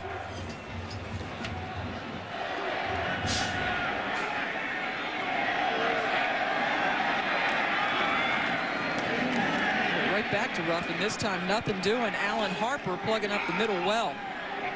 Let's go down to Heather Cox on the field. Heather? Well, Pam, Dean was talking about Pat Hill being a true bulldog. Before that series started, he gathered the defense and asked for a turnover. This is a team with one of the best turnover ratios in the country. A surprise to them that they haven't had one yet so far. He's asking for a big play right now. Yes, Heather, in fact, they are plus 11, a terrific turnover ratio. They've intercepted 9 passes, forced 8 fumbles, and picked up 5 of them. And on the other side, the offense has done a really good job of protecting the football. Dwayne Ruff, another carry, gets it up to around the 38-yard line, give him a 6-yard gain. So third down coming up. You know, Harper made that last tackle. He is a really explosive player. There's a good look at Denning.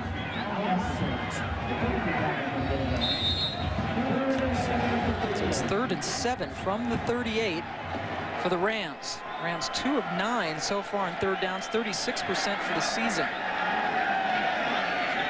2 receivers to Van Pelt's left. He's looking all the way right, nowhere to go, so he takes off. Van Pelt is stopped near the first down marker. In fact, the first down would be right on the 40, and that's right where they're spotting it. Critical spot here. See where he puts it down. See where he puts it down. 45, I should have said. And it is a first down for Colorado State, so Van Pelt's legs doing it. Yep, it's the legs. It's because he has the size. You know, he's looking, again, he makes a good decision. Don't force the ball. Makes a man miss him. 215 pounds, 220 pounds, a quarterback with a linebacker mentality is going to pick up a first down there. So the legs and the head, as you said, making that good decision. Ruff cuts it up inside, and he'll pick up a yard. Jason Stewart coming up with the tackle. Jason Stewart, one of the two up front, who is really good, really moves well. He's a little overshadowed by Harper. Alan Harper, two-time all-WAC first team, and he's on the Lombardi and Allen Trophy watch lists, and Stewart plays next to him. Stewart is one of the better quotes on this team, and he's one of the guys who said, we know we can play with anybody in the country. They've done it so far, but they're really being tested tonight at Colorado State. 2nd and 9. Van Pelt again takes off. Slips, gets by 2, 3, 4 tacklers. He's all alone. Can they chase him down? No. Touchdown Rams.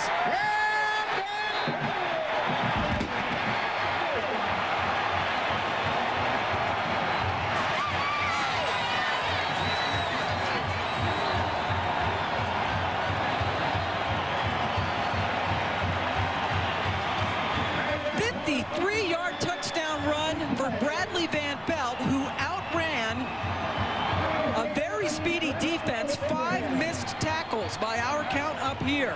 That's Colorado State's longest run of the season. The Rams have taken the lead. There is a Fresno State player hurt on the field around the 10-yard line. But boy, Van Pelt, he's shown his toughness, and there he showed his speed. Here's a guy who they won't even let audible. They don't let him check at the line of scrimmage. He has more interceptions than touchdowns. He's made poor decisions. The coaching staff is saying, man, we just have to have a quarterback play 50% and we'll be okay. And he's having a whale of a night. When he turns it up, he turns it up. You better not come arm tackling Bradley Van Pelt. I believe this one was a call draw. Quarterback draw, yes it is. 1 player misses him. 2, 3, runs through a tackle. 4.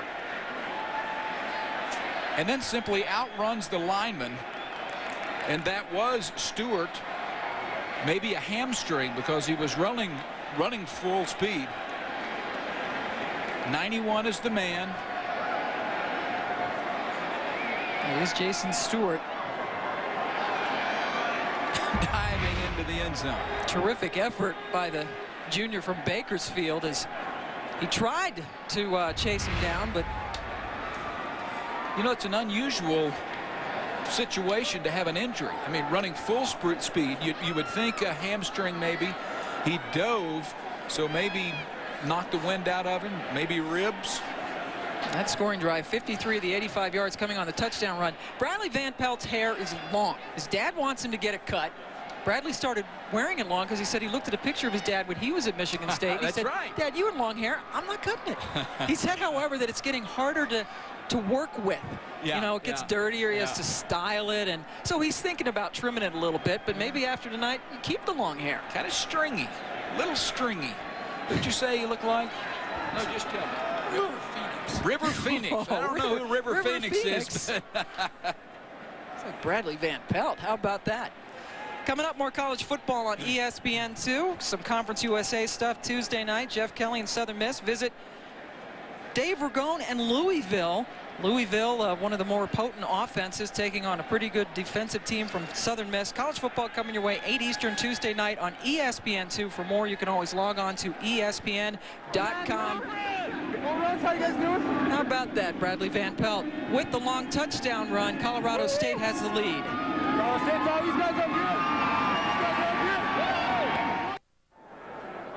So a festive atmosphere here at Colorado State has been tempered by this scene. Jason Stewart still is on the field, the nose tackle, the junior from Bakersfield, valiantly, and boy, gave it all he got, trying to catch up with Bradley Van Pelt on his 53-yard touchdown run, and they have brought out a stretcher, and they will take Jason Stewart out. Let's take a look at the run again. Well, it's a good call. It's well executed, but this is one of the best individual efforts you'll ever see. And this guy's a quarterback. Stewart, number 91. Yeah. Here's the look at Stewart right at you there. Ooh, he banged his head. Hit his head right there on the field. Justin Johnson, the outside linebacker, was running with him, so they're going to get him on the board, and we'll have an update on Jason Stewart. First, let's take you back to the studio and Brian Kenny. Pam, once again, people out there didn't watch a little night football. Auburn over Florida. Damon Duval, 44 yards away, breaks the tie. And Auburn at home, still an upset over number 2, the Mighty Gators, 23-20 over Spurrier. Oregon State, one of the Fresno State victims earlier in the year, has a comfortable lead on Arizona right now. They're in the third quarter. Still a lot of time left there, but 28-0 right now. Pam? Thank you, Brian. As we come back here, Colorado State up 3. The extra point is pending. And, of course, they bring the stretcher out. They take every precaution, everything that can be done will be done, thinking it's a worst-case scenario. Prepare for the worst. Obviously, you hope for the best. If you are just joining us, Fresno State scored on the very first possession of the game, and then a key play coming up. It was going to be a field goal attempt for Colorado State, but Fresno jumped off sides. Yeah. And boy, Colorado State took advantage. Henry Childs took it up, and that tied it at 7. Well, Alan Harper jumped off sides on a 3rd and 4.5. So you get the 5-yard penalty, first down, touchdown. Bradley Van Pelt has 93 yards of rushing offense, including that 53-yarder for a touchdown, 35 yards through the air, so 127 yards of total offense for him. Jason Stewart, now they've lifted him up on the stretcher, and now he's being put on the gurney to be taken out of here. An ambulance is behind the goalposts, getting ready to take him out of the tunnel to our right. Heather Cox is on the field for us. Heather? Well, Pam, a very preliminary injury update. I've gotten signals from the trainers that it is his back. He is conscious. He is moving. They're obviously being very careful, precautionary measures, bringing the ambulance out. I'll report more as I learn it. All right, thanks a lot, Heather. That's good news. At least he is moving. And we saw on that second replay, you see Jason is moving his hands. His head just hit the field very hard. What a great effort by the kid trying to run down Van Pelt. Well, nobody else could tackle him, so he was off and after him. I don't recall an injury like that, though. You know, a big lineman, what is he, a little over 270, full speed, full gait, sort of dives out and is injured that way. That's why, the speculation maybe at first that it was a hammy, something pulled just from the speed and the running, but just a freak incident as he hit his head chasing down Van Pelt, who scored on the 53-yard touchdown run. Stewart, number 91, on the right. Like a face plant right into the field here. Fortunately, it's natural grass, so it could be artificial turf. Obviously, would be a lot harder than the natural grass we have here. Well, one of the reasons he was chasing so well is that he was a defensive end last year. And defensive ends can run down people, but he wasn't going to catch Van Pelt, of course. So as we get ready to take Jason Stewart out, let's head back quickly to Brian Kenny. All right, Pam, once again, if you're just joining us here and you're looking up for some highlights, we'll take you that way and take you to the Pac-10 right now. Washington coming in with a 12-game winning streak, 3rd longest in the nation against UCLA. Give you some highlights of that ball game here. In the first quarter, Rodney Leslie going back on Taylor Barton. New quarterback for Washington lost the football. UCLA gets it back. UCLA on the ensuing drive to Sean Foster. Very impressive ball game for the running back from UCLA. 31 carries, 301 yards. UCLA up comfortably 28-6, and it would get worse for the Huskies. Rick Neuheisel goes back to UCLA, and the alma mater pounds away. 301 yards for Deshaun Foster, and that is a UCLA running back record, which is saying something. Corey Poss, only 9 for 19, but on the ground, the Bruins get it done. 35-13, so the 12-game winning streak for Washington is snapped, and the Bruins stay unbeaten.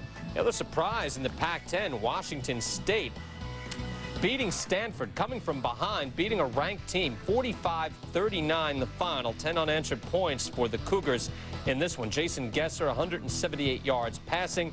It's their 5th win against Stanford since 1973, and the first win at Stanford since 1988. So Stanford loses its first game, and the Cougars remain unbeaten. Earlier in the day, Miami taking on Florida State. Florida State, even with its loss to North Carolina, still something magical about the 37-game winning streak at home, the 54-game unbeaten streak at home, but it would all go away pretty quickly. Ken Dorsey to Andre Johnson there. It's 14-0. Chris Ricks under pressure. Might have been a forward pass, but it's ruled a fumble there. Jonathan Vilma will pick this up and run it all the way back in. Miami easily making its case. It's number 1 in one of the polls. 49-27 the final. First loss at home since 1991. Chris Ricks intercepted 4 times, lost 2 fumbles, was 13 for 30. Clinton Portis, 122 yards on the ground. So Miami, previously all their opponents combined had one Division 1A win, but now a very impressive win over Florida State. Meantime, for Bobby Bowden, it's his 2nd loss, giving up more than 40 points in a single game. Woody Dantzler, very impressive, 23 for 27 in the air, 333 yards. Also ran for 184 yards as Clemson beats NC State 45-37. Phillip Rivers with 3 touchdown passes, but Woody Dantzler, see it right there, 517 total yards. And South Carolina was unbeaten, but went into Arkansas and Little Rock, and Houston Nutt's team comes away with a win. A blocked field goal there in the final moments of play, so Arkansas holds on to take the victory, 10-7 the final there. So that's a quick wrap up in the Pac-10 and SEC. Let's go back now to Fresno State, Colorado State, Pam Ward. Pam? Thank you very much, Brian. A very interesting Saturday so far. Jason Stewart now being loaded up into the ambulance again. Some movement for him, and right now they're preliminarily saying that it is a back injury for the junior nose tackle. Got a long delay here after a Van Pelt touchdown run has given Colorado State the 3-point lead over Fresno. We were waiting on Kent Naughton's extra point attempt. And you have to wonder what this will mean for Fresno State, a team that has just lost the lead and now lost one of its better players and certainly one of its most popular players. And this is just plain scary. Yes, it is, and that is much more important than anything on the field at this point. But on the field, you do wonder about the gut check, because Fresno State, as they gather up as a team there, this is probably the biggest gut check they've had all year. And as we set up for this extra point, this is a very important extra point. 4 points, much bigger cushion, much bigger than the 3, which can tie. Gets him out of the field goal and we're tied scenario. As we wait for Jason Stewart to leave. And the crowd here in Fort Collins, most of them standing, and now applauding as Jason Stewart goes off in the ambulance. We're able to check him out at the local hospital. Cougar Valley Hospital, I believe, is the local hospital to which he's been taken here in Fort Collins. Well, nice job there. They certainly didn't rush it. You get in some situations like this, and there's a game, and everyone's anxious about the game, but everything stops with something like that. They did a nice job there. And of course, they do take every precaution and take their time with them. So 12-minute delay is what happened there. Redstock puts down the hold. It's good. Flag is down, however, as Naughton gets the extra point pending the flag. Big point after, as we just said.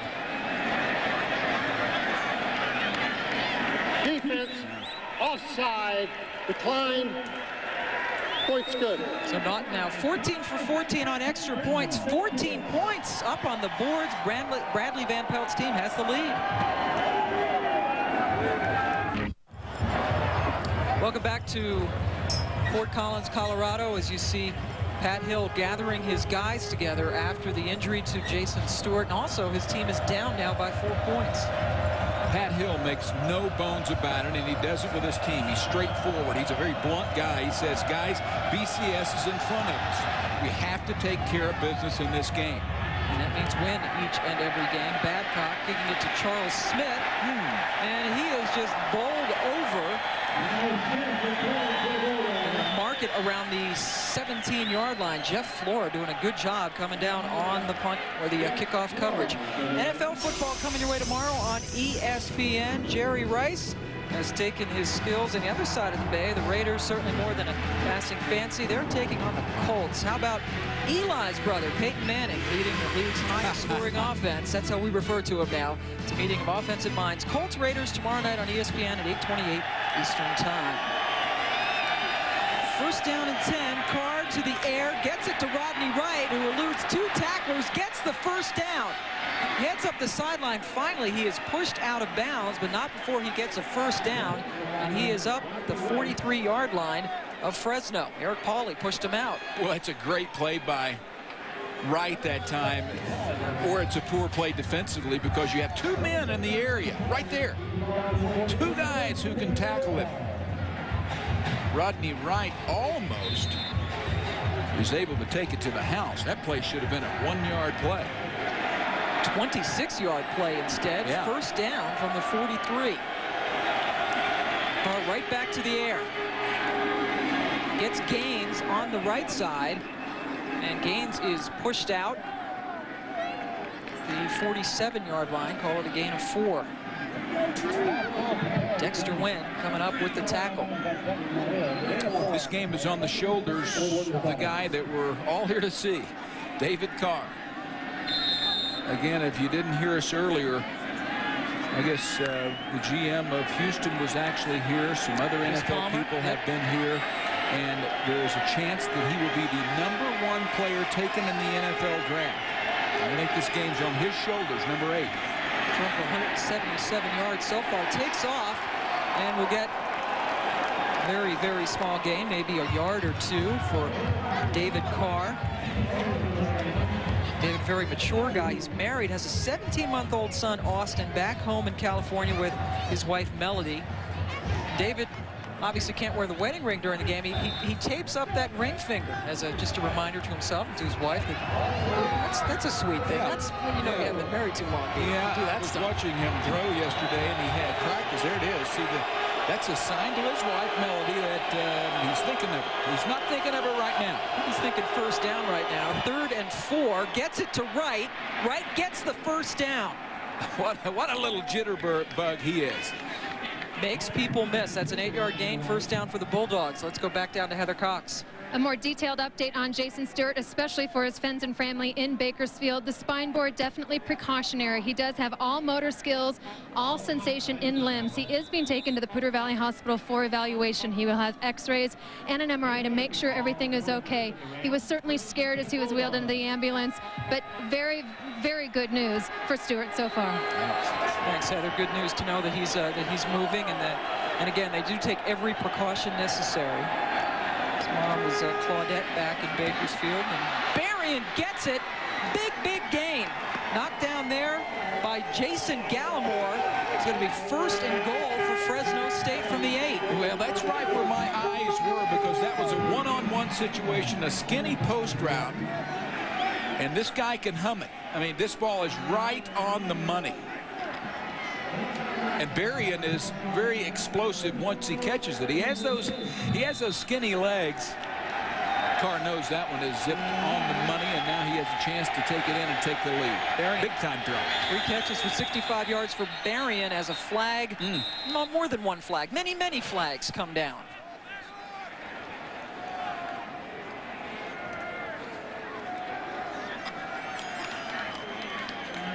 Prior to the snap, false start. Offense, 5-yard penalty. Still first down. Now they've shot themselves in the foot several times here tonight. Just get momentum and then get set back. So it'll still be 1st and goal, but now from the 13-yard line for Fresno State.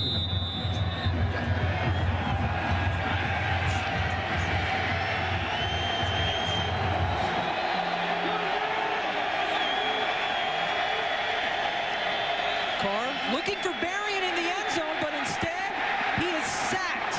Boy, Berrien was open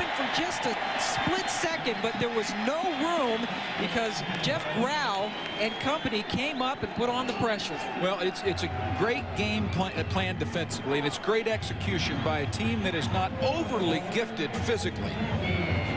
I do think, though, that fly sweep, as Fresno calls it, is a play they're going to come back to. That they're going to hand the ball off to the receiver on the sweep. Grau had a sack last week against Louisville, gets that one. A senior from Delray Beach, Florida. Now, 3rd and goal from the 17. Fresno continuing to go backwards. Carr in the end zone, looking for Smith. It's tipped and incomplete. 3 Colorado State Rams were around the ball, including Drew Wood. He got his hands on it. Sometimes when you have as strong an arm as Carr has, you kind of force it in there. They drop into zone, 3 men in the area. Look at that, linebacker, safety. And Carr forced that one. Jason Gallimore also back there. Look at Wood, so frustrated. This guy's had a couple of interceptions for this team. In fact, he has 3 to lead them, and they're going now. Actually, now with his 3rd down, 3rd and goal from the 17 as they missed on that 2nd down play after the penalty, after the sack. Carr in the end zone, overthrows. Missed him. He did miss his man. He had pressure. They came with a blitz, and up here in the press box and on television, you may say, wide open. What's wrong? When you have pressure in your face, it's not quite that easy. Looking for This is a great shot of it. Yeah. He gets some pressure. This one's floated just a little bit. And you know what? Wright held up on the route. 34-yard field goal coming up. He said Asperunov made his first attempt from 24. Sent us from Bulgaria. Plays soccer for the Bulgarian Air Force. He's a heck of a kicker. He's got 2 field goals, and Fresno State has cut the lead to 1. For a guy who hadn't kicked very much, he's pretty good. Sure is. Asperov, his first field goal attempt ever came in the opening game last year against Ohio State. He had never even tried one. He was on a junior college team in San Diego where he just kicked off, but very accurate kicker. And Fresno responding well after their long delay, and Jason Stort's injury, come down and get the field goal. But again, Pat Hill dealing with penalty and then the sack that just kept pushing them back. Yeah. But you know what, Pam? It's a great game, and what we're seeing is both teams respond. Fresno came out, start the quarter, go get points. Van Pelt came back, go get a touchdown. And then David Carr took his club down. You mentioned the penalty, but they still get points. We're only down by 1. The last time these 2 teams met was 2 years ago in Fresno. Derek Ward ran for 156 yards for the Bulldogs, and Colorado State did not help things. Matt Newton there with 4 interceptions on the day for Colorado State. Billy Volek now with the Titans, 2 touchdowns, 179 yards as Colorado State fell at Fresno. Much different story, much closer game, obviously, tonight. Brett Vicentainer in to kick off for Fresno, now trailing by 1. Taken by Repstock a couple of yards deep, and he's coming out. Repstock past the 20, tripped up, and they will mark it at the 27. Well, he was fine in bringing that one out. In fact, that was a good move because that ball was kicked low, and it was sort of like a low punt that's kicked deep. It's a returnable punt. It's a returnable kick, and he got it out well beyond the 20, which he would have, of course, had it at if he had just taken it down. So he gets about 7 extra yards on that. In fact, he does get 7 extra yards. 1st and 10 from the 27. Bradley Van Pelt getting close to the 100-yard mark and rushing for this football team, just 7 yards short. Trying to pick him up now. Gets a couple as he's tackled just over the 30-yard line by Maurice Rodriguez, a senior from Visalia, California. Well, you don't start running the clock out at this point, because you have 20 minutes to go. But at the same time, clock management is really important. You come into this game, again, knowing that you're not going to score a lot of points, that your defense is going to keep you in it, that you play good special teams, that you don't turn the ball over. And they've executed that game plan pretty well. 2nd and 6. A little sidearm throw, and it's almost intercepted. It went off the hands of Joel Dreesen and then was almost picked off by Justin Johnson, the outside linebacker. Well, that's the first mistake by Van Pelt. This was a poorly thrown ball, and it should have been picked off there, which would have given Fresno State a lot of great field position. That was Justin Johnson, as you mentioned, who has not made as many big plays as they had expected from him this year. A little bit of a discrepancy, wouldn't you say? 219 to 35 in passing yards, but Colorado State has the lead. That pass is completed to Jose Ochoa, who gets the first down for the Rams. The big tight end from Silmar, California, 6'3", 255, picks up 10 in the first. High percentage play. Ochoa, nominee for the John Mackey Award, which goes out to the best tight end in the country. He was first team All Mountain West last year when he had 22 catches and 3 touchdowns. And that was a nice catch for him and a first down for the Rams. Have it at their own 40.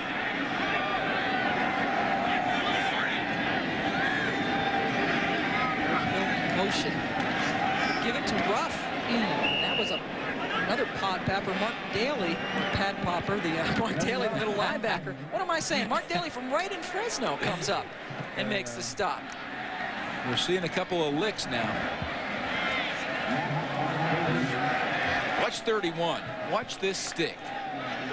Harper comes over, but that is a big-time tackle. Form tackle from a linebacker who's supposed to be able to make tackles like that. It's a 2-yard carry, rather. A tough one for Ruff. It's 2nd and 8. Pitch it back to Dwayne Ruff. Not much room. Tries to cut it back, but Dwayne is tackled for a loss. Great pursuit that time, led by Grant Harrington. And Harrington is the guy in there now that Jason Stewart is hurt. Pam, what do you think about a halfback pass? Huh? A little tailback pass? Why don't we put one in up here? You know, Van Pelt, though, telling us that at least in the first 10 plays they were going to run, they didn't have any big play opportunities. You know, no bombs, no trick plays, nothing special. I've only seen one attempt. Remember, Pete Redstock caught the ball momentarily back in the first half and was unable to bring it down. 3rd and 10 after the loss on the play. Van Pelt gets it off just in time, and he completes the pass. It looks like it's just short of the first down. Chris Pittman, the sophomore from Chula Vista, California, with his first catch of the night. We're seeing a quarterback come of age, and I say that, and he only has like 50 yards passing. Fans saying go for it. No, I don't see that you can go for that. They are about a yard short. And Sonny is going for it. That puts a lot of faith in his defense, unless they're going to try to get Fresno to jump off sides, which they have a couple of times tonight. Colorado State 4 of 7. 4th downs they don't. You just go with the big guy, and he pulls over and easily gets the first down. Now that is a somewhat risky call. I mean, not totally risky because your offense is moving and you have a big, strong quarterback. But Sonny Lubick says, we've got momentum. Let's go get this thing. I think that's a great message to his team. Because if you don't get it, Fresno gets it at midfield. Morgan Pear, 6'8", 309, and Mark Dreyer, 6'4", 281, the big guys who got the surge for Sonny Lubick's club. You know, one of the things I liked about that call there is they didn't hesitate at all. They called the play. They went to the line of scrimmage. They snapped it. Before you knew it, he had the first down. They're back in a huddle. What a luxury to have somebody like Van Pelt at 6'3", 217 or so. First down just over midfield in Fresno territory. Carr in motion right, pitch it back to Ruff. Penalty flags are down as Ruff goes down. Loses about 3, but we'll check out the flags. Alan Harper among those on the stop.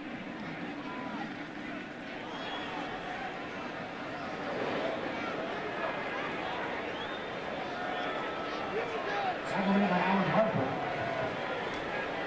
Harper right there in front of the official. Legal formation, offense. That penalty is declined. 2nd down. It's go to Brian Kenny, who has a Pac-10 update for us. Brian? Yes, indeed, Pam. Go to Oregon State and Arizona. Oregon State coming off back-to-back losses to UCLA and Washington State. But here, Ken Simonton, well, receiving yardage there. Running yardage, and finally, for the first time this season, go over 100 yards. Ken Simonton goes over for the touchdown. It's now 35-0 in the third. Pam? Thanks, Brian. That's amazing. No one would have thought that it would take Simonton this long. As Ruff gets the carry on 2nd and 13, picks up 6. Oregon State is a team that Fresno State beat early, beat badly early. Remember, everybody all excited. You go out, you beat Colorado on the road, Oregon State at home, and then Wisconsin on the road. And Wisconsin had a big win today over at Ohio State. You start pulling for all of them. Right. And, you know, all of a sudden, Colorado has turned it around. They beat Texas A&M today. They've not lost a game since Fresno State got them early. So that's why this game is so critical. I mean, they have a chance to hang in the top 6 or 7 teams in the country with a schedule that will have them favored in every game from here on out. 3 teams that were winless going into today. They must win this one, though, to keep any BCS chances alive. You know they have to stay unbeaten to do that. More clock issues on 3rd and 8. This game's been held up several times now. Lots of penalties. We had the injury. And some confusion. Yep. Clock resets. Gerald Wright puts 7 more seconds back on. So 55 seconds left to go here in the 3rd quarter. 3rd and 8 upcoming for Colorado State. Of course, the way the BCS is set up, the way that the opponents play later in the season will weigh into the point system. So Fresno State, though, has to take care of business. They got to win tonight, as you said, Dean. Absolutely. 3rd down play. Van Pelt looking for Repstock, can't hold it. Good defensive play by Tyree Sams, a senior from Fresno. Yeah, it was. They brought the blitz. He had to get rid of it quickly, and Tyree Sams all over Repstock. Joey Huber out to punt. Sams is very fast. He, how about a 10.46, 100 meters in high school? Quick, and also good coverage there for Tyree. I'd say that's pretty fast. Well, he's a senior. He may be one of the guys that will be drafted or certainly have a chance to play in the NFL. And so, you know, you have on this team, you have Harper, who's the 14th pick. You have the quarterback who's somewhere in the top 4. It's not shy of talent. A lot of talent as Berrien gets it. Flag is down as he is tackled around the 20. Joey Huber with his 6th punt of the night. Halo, how you doing? Inside the 2-yard or 6-foot zone, just like the circle. You're a basketball lady, just like a circle in basketball. Right. You get inside that. Let's see. Close. I don't know. That's pretty close. That was Thal Woods, who was inside the halo area. Hey, that's okay. You know, a lot of people think that here we'll get the call. You know, why not? Why not do that? There's no risk of a long run back. Heather Cox has an update for us on the field. Heather. Well, we talked about the 60-mile-an-hour winds earlier today, but so far weather conditions not a factor. It's been all about execution. Winds just 12 miles an hour right now. And, you know, guys, I don't think I've ever been quite so comfortable in Hughes Stadium as I am right now. It is unusual because we have been here even earlier in the season and there's been snow. It's very, very nice and pleasant. I'm glad to see that weather forecasters are the same throughout the country. No, I'm kidding. 1st and 10 as Gaines gets a small gain. And, you know, Heather's a sideline reporter, and I did that for a full season plus. The weather is so important. Yes, it is. And you pack, especially when you come to Colorado. You got to bring the long underwear. You got to bring the stuff. You had 6 suitcases with that little car that ESPN got you. You didn't have room. You were dragging one of them. No, and I'm in a booth. I'm heated up here. But yeah, it's great playing conditions, obviously, for both sides as the 3rd quarter winds down close to the inside 10 seconds by the time Carr gets the snap off on 2nd and 8. There it is. Rodney Wright gets outside. Clock keeps running. That will be the last play of the 3rd quarter. 3rd down will be coming up for Fresno State when we come back to start the 4th. As David Carr's team unbeaten coming in, can they keep it up? We have a quarter to play in Fort Collins. welcome back to Fort Collins. 1 quarter left to play, and Fresno State is down by a point. Pam Ward here along with Dean Blevins. Great effort for Colorado State so far. It has been, but this is why you play football. I mean, you have a chance to come back in the 4th quarter in a game you absolutely have to win. You have an All-American quarterback, a guy who's supposed to be the best in the country, and he's got to come back and lead his team to win. And of course, on the other side, Colorado State is saying, nope, not going to let you do it. We've played well all night. Just a great matchup right here in the 4th quarter. Carr with 219 yards passing so far and a touchdown. This is a 3rd and 5. Little pump fake. He's going for Rodney Wright. He has it for the first down in Colorado State territory.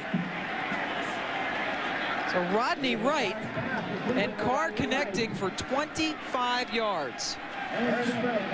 Another great example of the hose, of the gun, of the arm on this quarterback. In between the corner, but in front of the safety. You've got to get that ball there quickly. And he does. That is a long, hard throw. He throws it from one hash to the sideline on the other side. Probably 50 yards in all in the air. Right. 5 catches for 74 yards. First down from the Colorado State 48. Or again, checking off. Looking all the way for Wright. Flags are down. That is incomplete. Good coverage by Dexter Wynn. So that's Jason Gallimore, Dexter Wynn, Adam Wade, all the guys with good coverage. We'll check out the penalty. Little motion. The microphone for the referee obviously not working. That's Gerald Wright. So another penalty for Fresno State.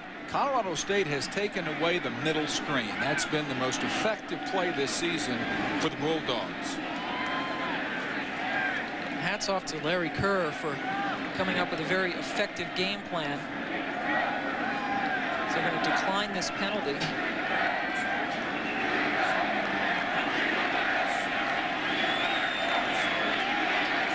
I don't blame him. I mean, this is a dangerous club. They're kind of getting some momentum. They're getting the ball to the little guys on the outside.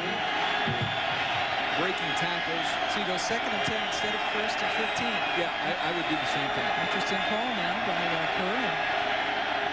Carr gives it up to Paris Gaines, who gets it to the 44-yard line of Colorado State. Picks up about 4. Lucas Smith with the tackle. Patient play calling. 2nd and 10. Colorado State thinking pass. Only they're in a base defense. 4 up front. These two teams play very similar defenses. Yeah, they do. Tampa Bay Buccaneers style. So zone blitz defense. 5 receivers now in on 3rd and 6. 3 of them to Carr's right. He looks left.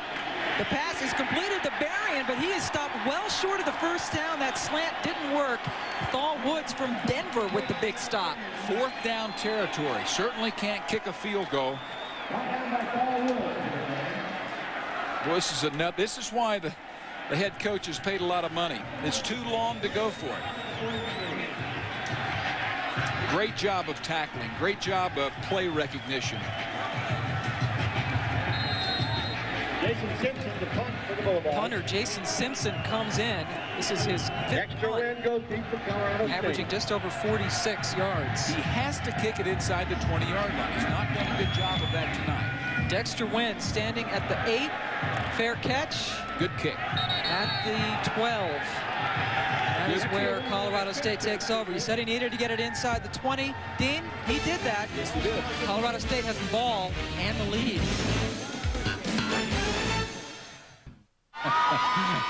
Enthusiasm in Fort Collins, Colorado, because Colorado State is upsetting Fresno State 14-13 in part as we take a look at our ESPN2 game track. Story of the game, Bradley Van Pelt, 2 yards short of 100 yards on the ground, including a 53-yard touchdown run. Colorado State outgaining Fresno on the ground. Dwayne Rupp doing a good job as well, along with Bradley Van Pelt. Passing, it's starting to pile up now for Fresno. There's Bernard Berrien catching the pass from David Carr. The most important stat, 14-13 in favor of the Rams. They have the ball. And they have it on their 13, 1st and 10. Henry Childs in the backfield gets the carry. Picks up about 4. Just trying to find a crease. This is a defense that does a lot of sliding, a lot of twisting up front. Mark Daly there on the stop. But several plays will be stuffed in the backfield because they didn't find that crease, and then some throughout the evening have found a crease, and those are the ones you bust for good yardage. Obviously, critical series. Colorado State wanting to eat up clock and force Fresno State deep back in its territory if they can't score. That was a 5-yard gain, and Childs catches the pass for a first down. Great sliding catch by Henry, who came in with 3 catches on the season. Well, that was a terrific catch. He comes highly touted. Transfer from Kansas, made a great adjustment here. Not a well-thrown football. You know what? That wasn't that poorly thrown because the defenders were coming into that play. He sort of had to throw it behind him, so it was going to be incomplete or only caught by his man. So Bryce McGill, the free safety all over him. We mentioned a Kansas wide receiver, one of the many positions that Henry played. So it's first down from the 25. And Henry Childs is breaking loose. Pass midfield and shoved out at the 38-yard line of Fresno State. Vernon Fox finally caught up to him. What a 38-yard gain for Childs. It's been his drive.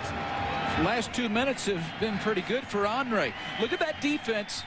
Slanting left, sliding left. And Andre cuts it back, finds him a little hole and cuts it back for big yardage. 38-yard gain. So Childs now has 68 on the night and a touchdown. I want to give credit to Morgan Pears, the 6'8 junior from Denver, the left guard, with a terrific block to help free Childs. First down, boy, Van Pelt slips down and gets his knee down, so that's a loss for Van Pelt. Fans booing, thinking that it's an unnecessary contact, but that's one thing about college. When your knee's down, doesn't matter if anybody touches you. You are down. He loses 8. Well, one of the few lost yardage, and that's not his fault. It is interesting right here that Harper stays after him. Just kind of a love tap, and then he hits him on the helmet. That's what the fans didn't like. But one of the problems coming into the game for Colorado State is the lost yardage. You get in 2nd and 16 or 2nd and 19. You can't get behind the chains. You can't win, and they've not done that tonight. 2nd and 17, a 7-yard loss that time as Van Pelt lost his footing. Goes again. He is tackled down after an 8-yard gain. So, you know, you were talking about Morgan Pears. Look at the right side of the line on this play. Look at him move right. Everyone is back 5 yards. I mean, that is a terrific job by the guys up front, starting with Dreyer, the center. It's kind of easy to run option plays when your offensive linemen are 6 yards down the field. Dreyer's only a sophomore. 3rd down. Pelt is short. As he is tackled around the 33-yard line. It would be a 50-yard field goal attempt. Well, interesting call for the head coach in the green. I think they're going to think about it. 4th and 5 at the 33. 4th and 5 from the 33. Kent Naughton, not a long leg, at least has not had the opportunity to display it. His long this year is from 38, has not attempted anything longer than 38. We're going to take a break. They'll think it over. 4th down upcoming for Colorado State.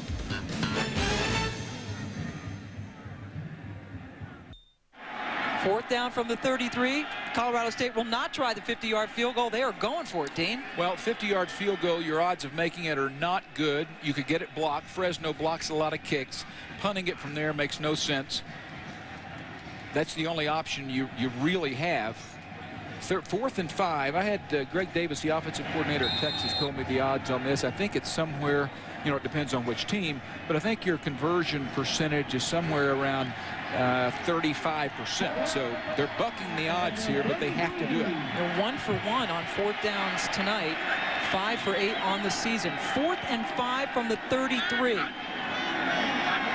Hard count, almost got a Fresno player offsides. Van Pelt goes for it, and he is stopped short at the 30, and that is where Fresno State will take over, so the gamble did not pay off.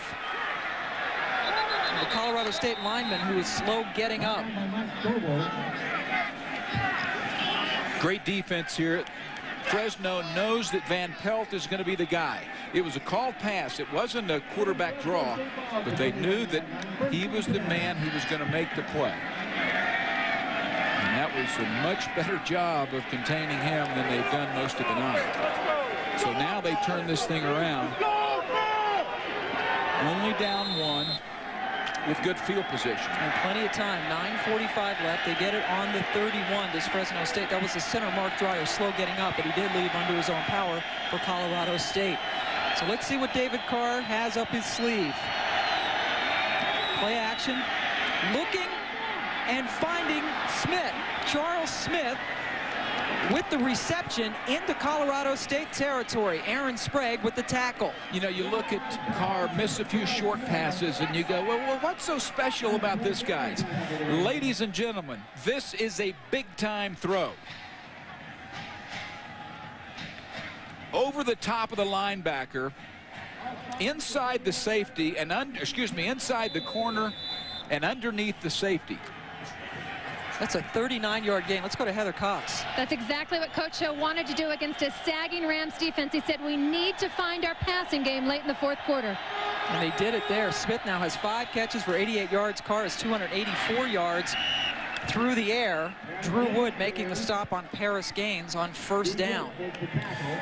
Pam, we came into the second half saying that there had only been little dinks here and there for Carr. I think his longest ball was 17 yards. He had to get the ball downfield. He's hit some of his guys on little short screens. They've busted some tackles and made some long yardage. But what's really been the difference is those deeper balls that he's thrown with precision accuracy.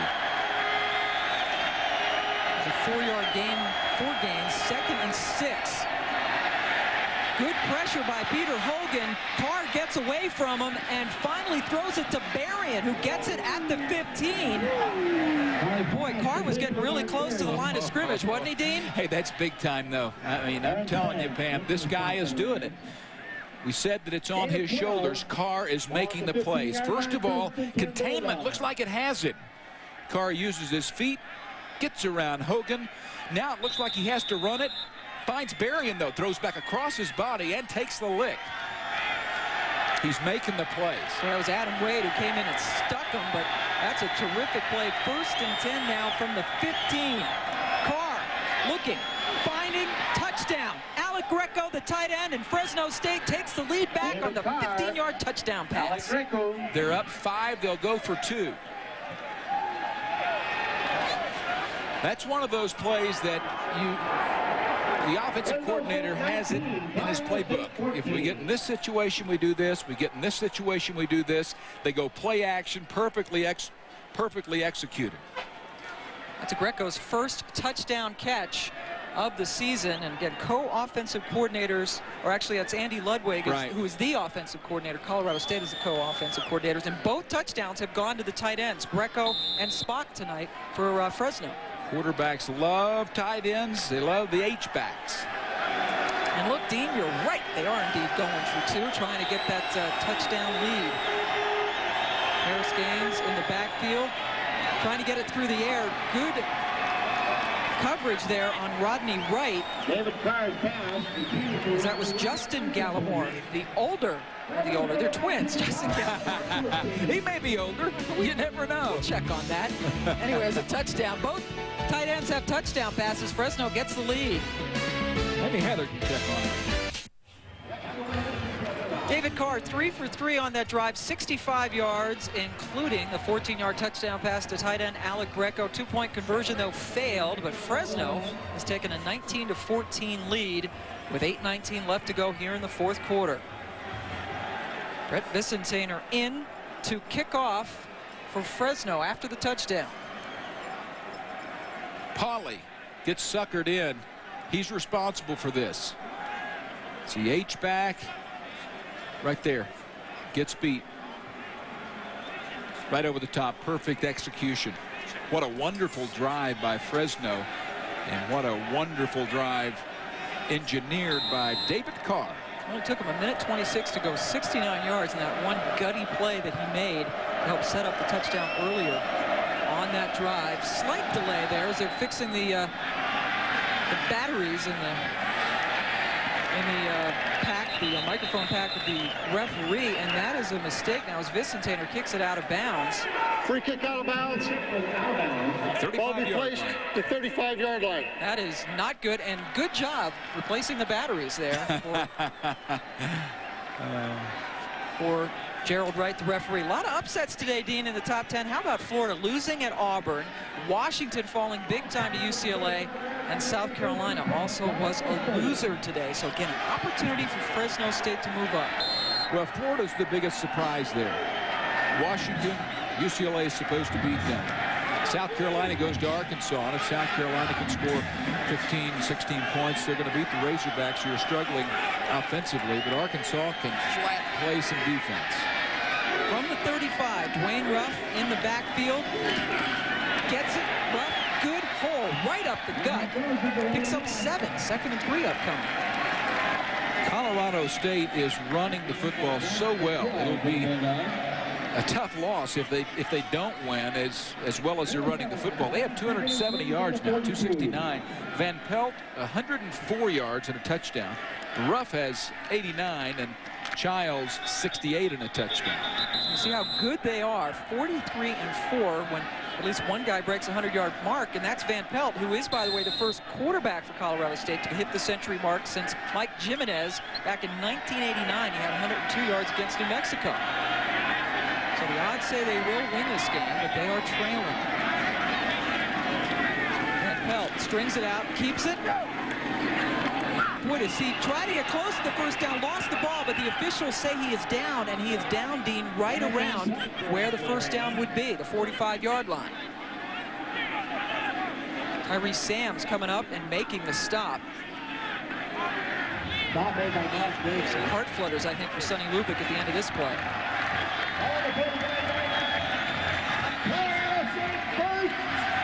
Well, they love the quarterback wide on that Van Pelt because he is so strong. He can carry linebackers with him. Usually quarterbacks succumb to linebacker pressure. It was a first down, 1st and 10. Pitch it back to Ruff. And he cuts inside of a block. Alan Harper coming up and making the stop. Boy, that was another good block there by Mark Dreyer, the sophomore center. Ruff read that block well, cut it up, and got the game, the 4-yard gain. Dwayne Ruff now has 100 yards even, Dean, so 2 100-yard rushers now for Colorado State. All that goes out down the tubes if they can't do anything here. Colorado State is a methodical offense, so the time is an issue. 2nd and 6 with a 49, an issue there. Oh boy, he throws it away, Van Pelt, as he was about to go down. Big pressure from Alan Harper. Ooh, that was close. Yeah, that's a penalty. That's what I was thinking. I didn't see Fresno screaming around about that, but I think it was. He was inside the tackle box. You have to be outside the tackle box to throw it away the way he did.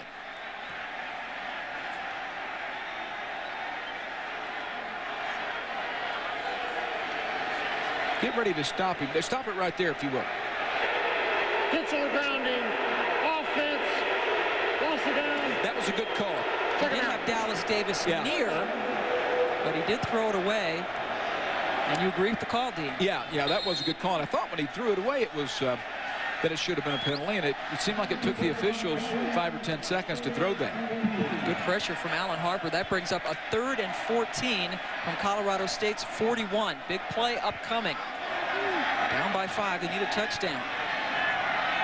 Fresno playing soft. Linebackers back. Van Pelt looking way downfield for Rebstock, who can't quite catch up to it. And Colorado State's going to have to punt the ball away. You know what? He had him. He actually had him open. And Van Pelt has a gun himself. This is close to being completed. Remstock has a couple of yards. It's Kendall Edwards with the coverage. The sophomore. And the punt is upcoming now from Joey Huber, his 7th punt of the evening. That's a 68-yarder earlier. He backed off on that one a bit. Berrien gets it at the 23, sidesteps a tackle, and is ankle tackled down at the 26. That is where Fresno State will take over. Chad Dixon with the tackle. Need a big stop here from Colorado State.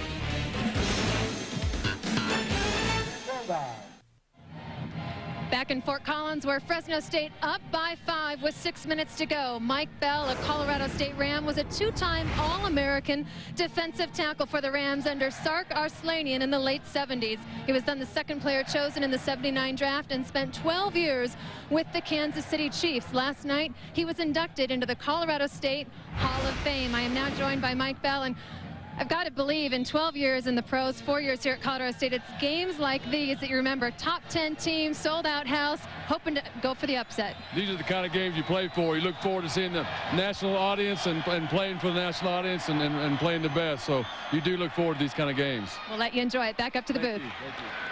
Thanks, Heather, as David Carr completes the first down pass to Alec Greco, his tight end, Aaron Sprague on the coverage. That was great film, wasn't it, of Mike Bell with the helmets. They were reversed back then, the yellow helmets with the green horns, and they didn't paint their helmets very often back there in the late 70s. No, they didn't, and they never got it. They never shined them. You know, if you had a helmet, you wore it all the time. Had some chinks in it. 328 yards now for David Carr. That was a 17-yard reception gain and a first down. 1st and 10 from the 43. Harris Gaines up the middle for a very small gain, maybe a yard or 2. David Carr over 300 yards, so now 3 straight games of over 300 yards passing for David Carr, senior from Bakersfield. This might be the most important drive for Fresno as they try to bleed the clock. Gaines, meanwhile, is 1 yard short of 100 yards on the ground tonight. Coming up when this football game is completed, we will have Davis Cup action, some doubles action for you. NFL Tonight will air at 1 a.m. Pacific time, by the way, so we got tennis coming up when we're finished here. Rodney Wright with the catch, and that's another first down for Fresno State, an 11-yard gain. Well, this is almost like clock management. Throw the high percentage passes, hold on to the football. When you complete it, of course, the clock runs. 6 catches for 89 yards for Rodney Wright, who is David Carr's favorite target. Marquez Davis, remember, went out earlier with an injury. We have not seen him, but still, you got guys like Berrien, Davis, Howard Smith. Yeah, they're loaded at receiver. You get a great quarterback like this, and you get loaded at receiver, you got a chance. 1st and 10 as Gaines goes over the 100-yard mark. He is tackled after a 4-yard gain. You know what they were missing was a running back who they could rely on. And I think this guy, number 1, is someone they can hang their hat on. It also helps the running game, of course, with that great quarterback, with those receivers. 103 yards for Paris, had 203 yards and 3 touchdowns to him on the ground against Louisiana Tech 2 weeks ago. Remember, he again did tear his ACL, came back, was near ready last year, had only 375 yards, excuse me. And really, I mean, you have a running back like Gaines and receivers like Berrien and the rest of the guys, it's pretty potent. Gaines gets it again. We'll bring up 3rd and short if Grau on the stop. Colorado State has to come up with a stop. 3rd and 3 from the 37. Touchdown puts this one out of reach. Field goal probably does. Yeah. 4 of 11 on 3rd downs, just under their season average of 40%. 3 guys in the backfield on 3rd and 3. And Carr's throwing. He throws it to Greco, breaks a tackle. The spot very important No, he is short of the first down. Dexter Wynn coming up, maybe with a game-saving tackle, should at least give Colorado State a chance to get the ball back. Well, this is a critical call here. I don't know, but what you punt this ball inside the 10-yard line. If you have a lot of faith in your punter, I think you do punt it inside the 10-yard line. Right now, if they go for it, they're basically saying, Colorado State, we don't think your offense is good enough to take it the length of the field. I think this is the right call. Carr coming out, Jason Simpson going in. Actually, check that. They're going for a field goal. Asen Asparuhoff is in. Asparuhoff, excuse me. Asen is in. Boy, I don't. For the long field goal, Davis. How about this would be a 53-yard attempt. Flags down everywhere. Possibly a delay of game, and that should bring out Jason Simpson, the punter. Yeah. Well, that was kind of weird. Yeah. You know, this is a club that has done a good job all season in special teams. John Baxter, a great special teams coach, but they've been kind of sloppy tonight. Dead ball, delay, offense, 4th down. So Jason Simpson comes in now 4th and 7. As he will be punting it away. Dexter Wynn will be back to get it. Well, John Baxter, an interesting guy. He had all sorts of computer printouts and his plan. He has points on every single play, wants to win different things, different incentives for his guys. And now Jason Simpson is punting from his own 45. Wynn is back on his 8. Kick it high inside the 20. He did it last time when he said he needed to. Inside the 20, yep, Wynn gets it, and around the 13 and carries it out to the 17. And that is where Colorado State will take over. 2 minutes and 35 seconds left to go. And 2 timeouts left for Colorado State. A reminder again, when we are finished, Davis Cup action is coming up here on ESPN2. NFL Tonight you can see later at 1 o'clock Pacific time, which is 4 Eastern, right? And this is something that is very unusual. Since Sonny Lubick's first year, Colorado State has not lost back-to-back home games since. They did lose their last home game, and that was a couple of weeks ago when they lost to San Diego State 14-7. It's 3 o'clock, by the way. Is it 3? Bradley Van Pelt getting out of trouble, running into his own guy, and he's still going. First down and more for Van Pelt. He's close to midfield, finally goes down. What an effort by Van Pelt, a 34-yard gain. Playmakers win football games. Bradley Van Pelt is not a conventional quarterback. But this is unconventionally wonderful for Colorado State. Look again how many people miss him. It's like flag football. They can't even get close to it. It's a 141-yard rushing night so far. That was huge. Just at midfield, 1st and 10. Lots of people coming. Gets it off in time to Childs. Breaks a tackle. Another first down. Henry Childs. They throw a flag. On the sideline. Boy, a flag is down as he is tackled at the 12. Critical call right there down the sideline. I believe that will be a hold around the 20-yard line. That's Chris Pittman, the sophomore wide receiver, who's protesting. That was a 37-yard gain, and it is a hold. Wow. That's the call right there.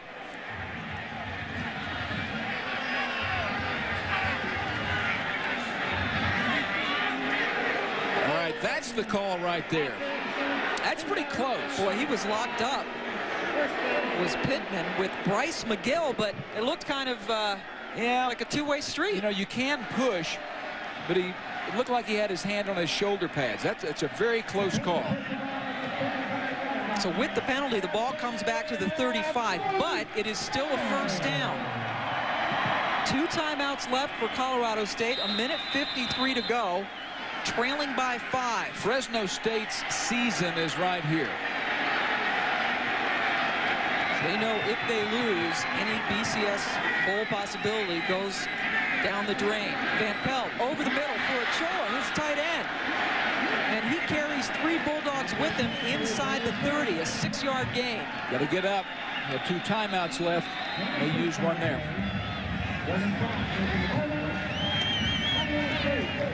Those plays over the middle.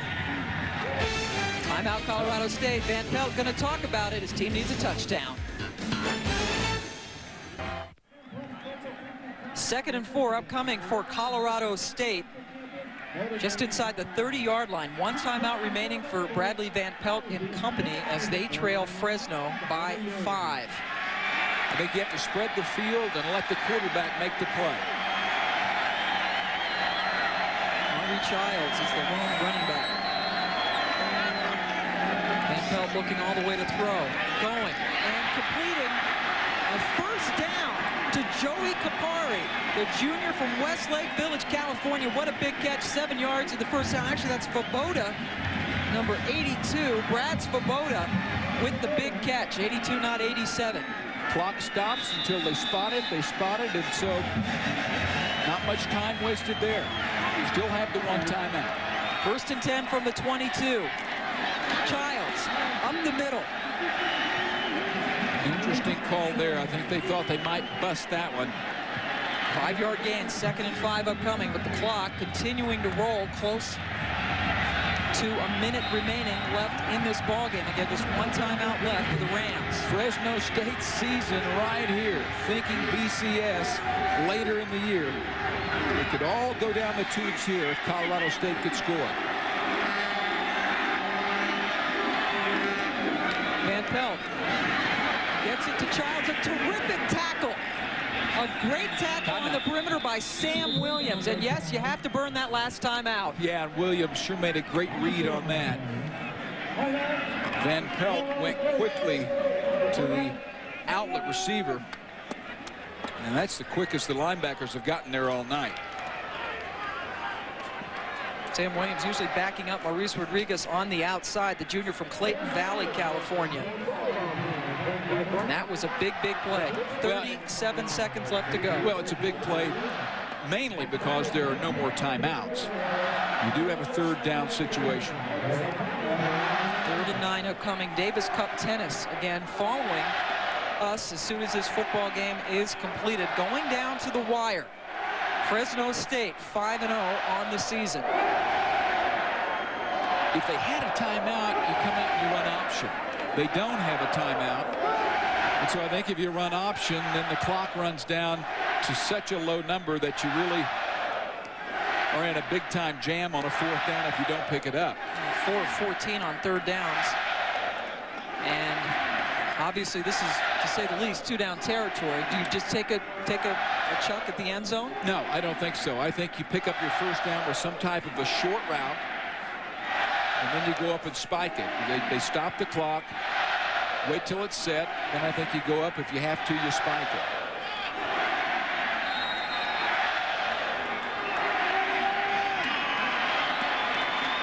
Big 3rd and 9 upcoming for the Rams. 7 will drop into coverage. 6 it wins. Van Pelt looking for Repstock in the end zone, thrown too high, incomplete. Well, they did go into the end zone, just like you said. And you know what, Van Pelt looking maybe for an interference call, as is Repstock. Yeah, I'm not sure if this was catchable. It might have been out of the end zone. That was not, I don't think that was catchable, or it should have been a penalty. Well, Devon Banks a little bit close there, and the catchability thing is more of an NFL rule. It's not supposed to hit the guy. And they let it go. 4th and 9, we're down to 1 play, Dean. Well, I'm back to what I said earlier. I think you just pick up the 1st down. I don't think you go to the end zone. You may look deep, but then I think you come back down underneath and pick up that 1st down if at all possible. Van Pelt, blitz coming, gets it over the middle. Repstock takes it in for the touchdown. And Colorado State takes the lead right back. Celebration penalty, which will give David Carr some time.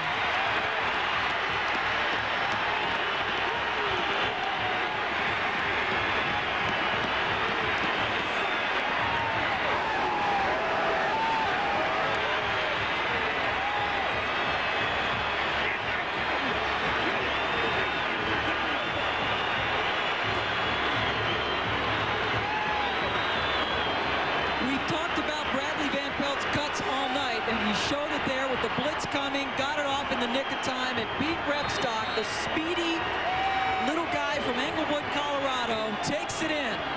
You go for 2 here because 1 does you no good. You make it, field goal only ties, and David Carr has to go score a touchdown. Van Pelt rolling, looking. 2-point conversion, good. Joel Dreesen going up, bringing it down, and the lead is now 3.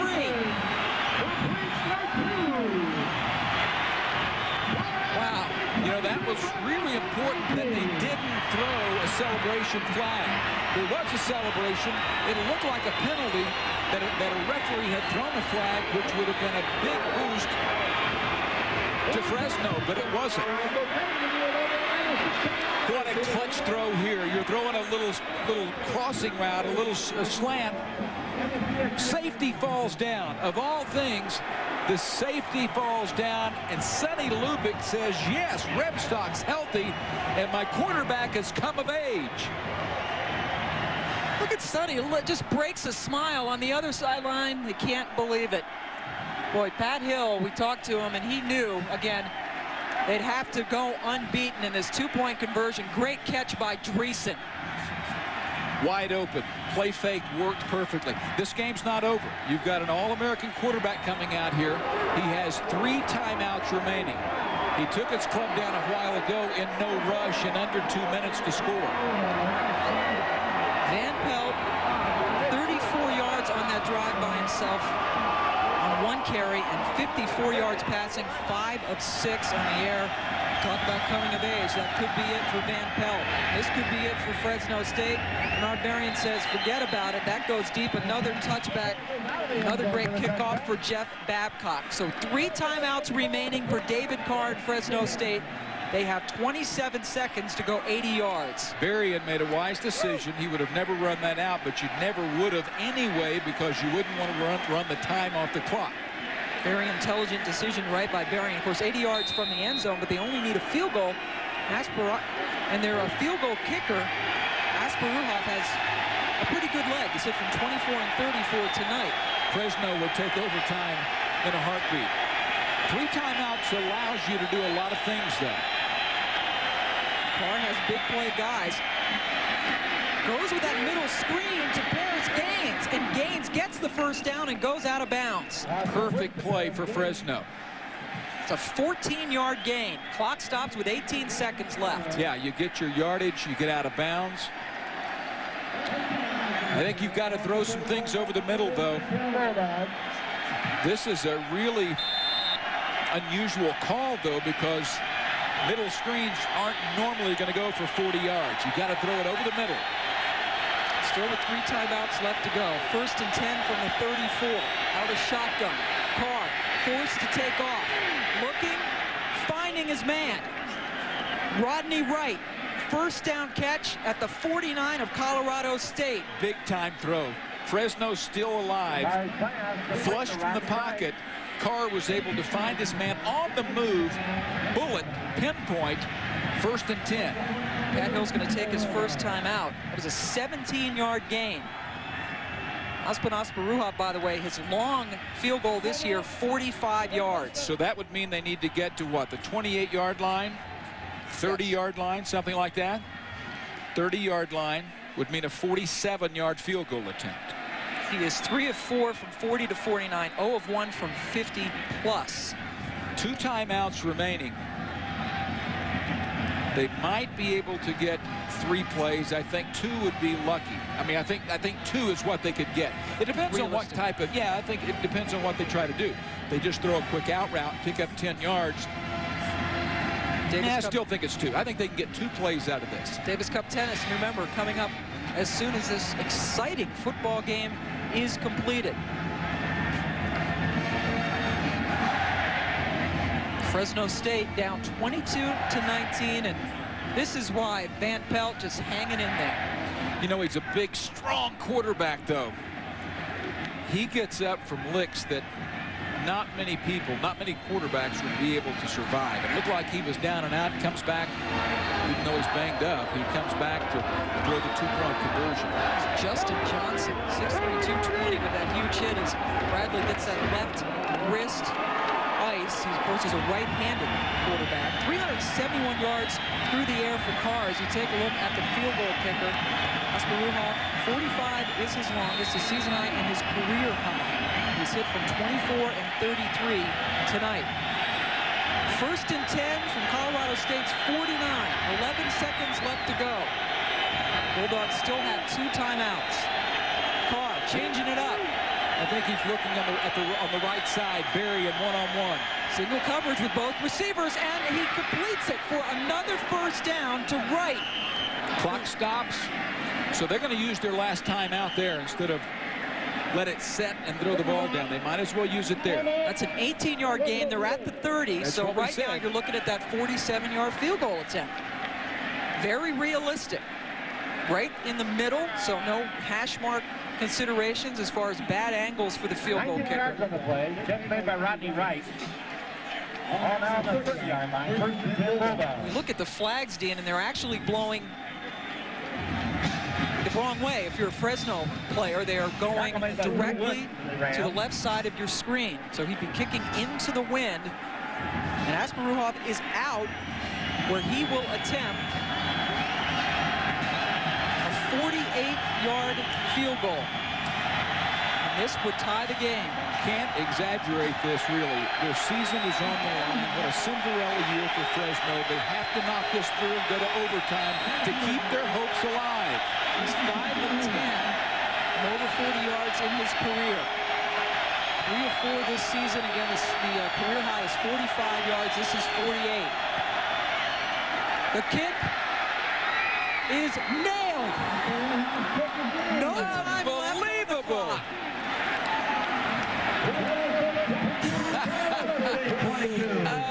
Unbelievable. No doubt about it. Asparuhoff with a 48-yard field goal. We're going to go to overtime. Wow, momentum shifts back to Fresno State. He got all of it, and he knew when he hit it that it was in. He started running to the sideline.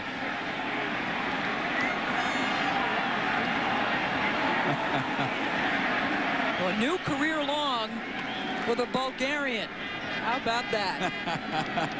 We were out here yesterday, and I'll tell you, these guys were booming them. The punter, Simpson, along with Asparuhoff, just booming their kicks. Yeah. None bigger than that one. Oh, what a clutch kick. David Carr takes him down. 26 seconds. Gets him into field goal position. Perfect use of the timeouts. Perfect execution on the kick. I mean, that's championship caliber there. We got a shot there on the right. That was John Baxter, the special teams coach for Fresno State. And you see that scoring drive, you're right, Dean, 27 seconds. And Carr was picture perfect, hitting right with some big plays. There's John Baxter, the special teams coach, and also the academic game plan originator for this football team. And Baxter's got to be fired up. I think they won the point on that one. You know, he was more excited yesterday than he is there on the sideline. Maybe he's stunned. And they say they have the special teams meetings the night before the games. Yeah. David Carr shows up. There's supposed to be like a big pep rally. Everybody goes in, gets all fired up. And special teams really is, it's sort of like a badge of courage. Everybody wants to play on special teams. You get a lot of starters who play on special teams. And the special teams came up large on that field goal. So we go to overtime. And these are your overtime rules. You have a coin toss. Each team gets 1 possession from the opponent's 25-yard line per overtime until we get a winner. No game clock, just a play clock. And teams have to go for the 2-point conversion starting with the 3rd overtime. We've got to remember the injury to Van Pelt a few minutes ago. His hand was iced. And it was, of course, his left wrist, but he looked like he was in a tremendous amount of pain. He's got the helmet back on, ready to go, but it certainly could be a factor.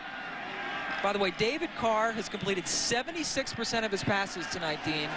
28 of 37, 389 yards, 2 touchdowns, and of course, no interceptions. Just a star. Just a Fresno, star. make the call against. You'll call heads. It is heads.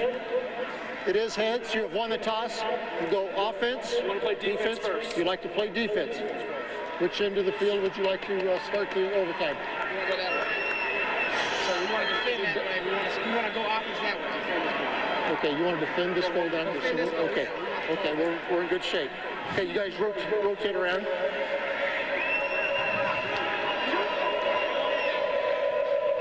We'll be starting at that. Fresno State wins the coin toss. They decide to defend first, so Colorado State will get first dibs. We have overtime in Fort Collins.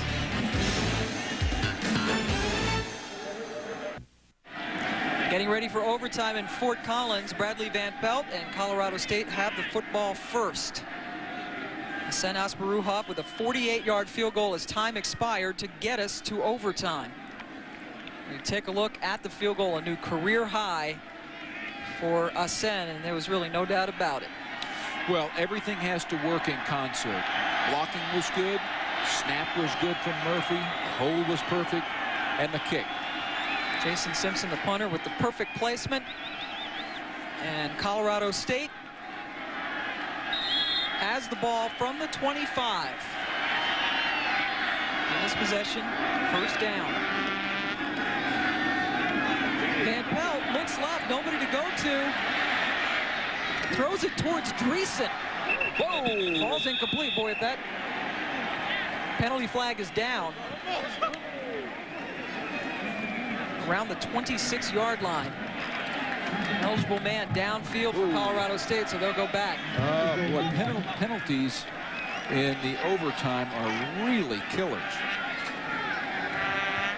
With that broken play. So Van Pelt is out there. Here is Heather Cox. Bradley Van Pelt did pull muscles in that left non-throwing arm on their last scoring drive. He is in some pain, he said, but if you know Bradley, it's no surprise that he's out there in overtime trying to go for the upset. All right, thanks, Heather. And he is one tough guy. Colorado State has never played an overtime game. And that's interesting. They declined the penalty. Yeah, they declined the penalty. Second down still. That is an interesting decision there, but second down. And, you know, if you're Colorado State, you've got to think score a touchdown because Fresno has the momentum. They just want to lengthen the field to kick that field goal. So now 2nd and 10 from the 25. Van Pelt gives it to Dwayne Ruff, keeps his feet going, and Ruff picks up about 8. But Bryce McGill and Mark Daly. Well, whatever if you've got a trick in your pocket, you come out with it now. There's no trick here. This is just a strong run, good blocking up front, really good blocking up front. But Ruff gets rough on that. Boy, is he a tough guy? Yeah, he really is. 108 yards, and he just dragged people with him. Go option.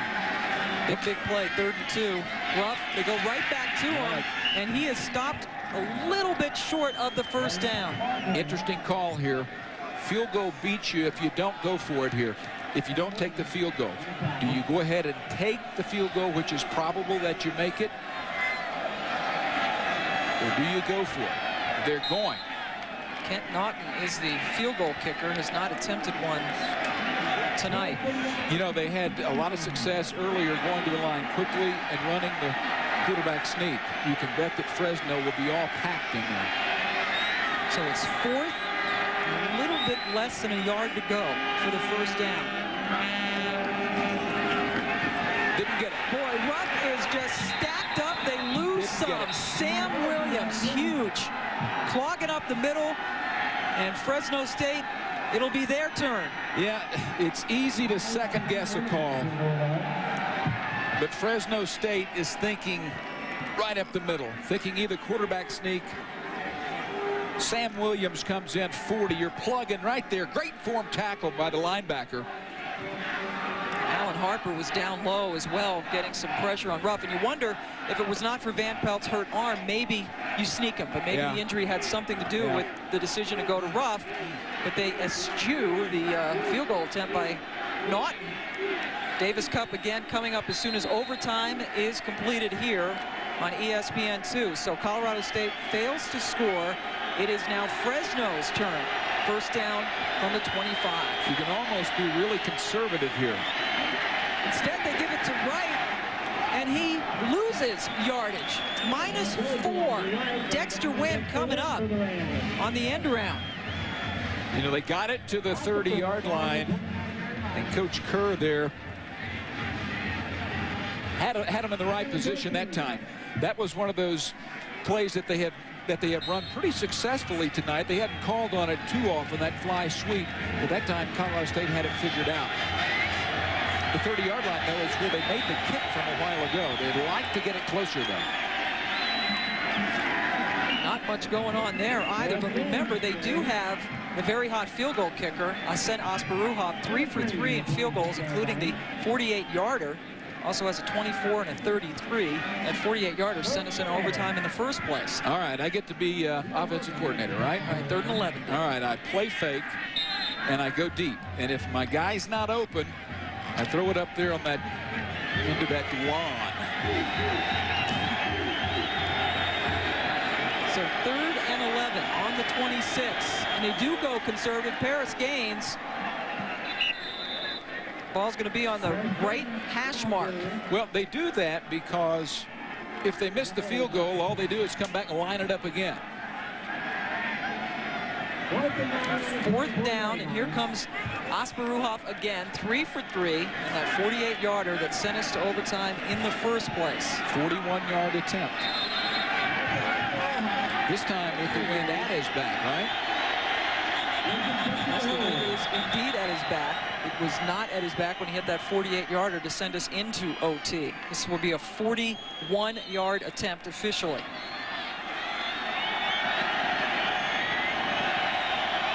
To keep the unbeaten streak alive. And there are chances to get into a big bowl game.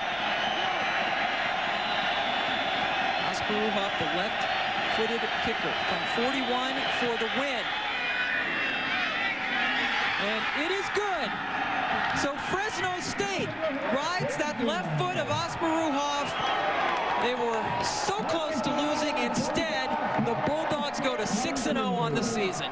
What a remarkable comeback when it looked like they were down and out. You could say David Carr was the hero, and he got him into the end zone, and then he got him into field goal position, but he wasn't. Your kicker was. 41-yard field goal wins it. Dexter Wynn and the rest of the Colorado State Rams, a terrific effort, just coming up short in overtime. Asparuhov. Hey, it's just another day at the park for him. Another day at the office. Look at it. And again, no doubt about it, right down the middle. So Pat Hill's club remains unbeaten. He said coming in that this would be a tough game, and it certainly was. Fresno State plays no team left on their schedule. They go now only WAC games. No team that they play from here on out, including tonight against Colorado State, had a winning record. So congratulations to Fresno State. David Carr and company win it 25-22. For Dean Blevins, Heather Cox, and our entire ESPN2 crew, I'm Pam Ward. This has been a presentation of ESPN, the worldwide leader in sports. For more on today's game, log on to ESPN.com, your home for college football on the internet. Fresno wins it in overtime. Here's Davis Cup tennis.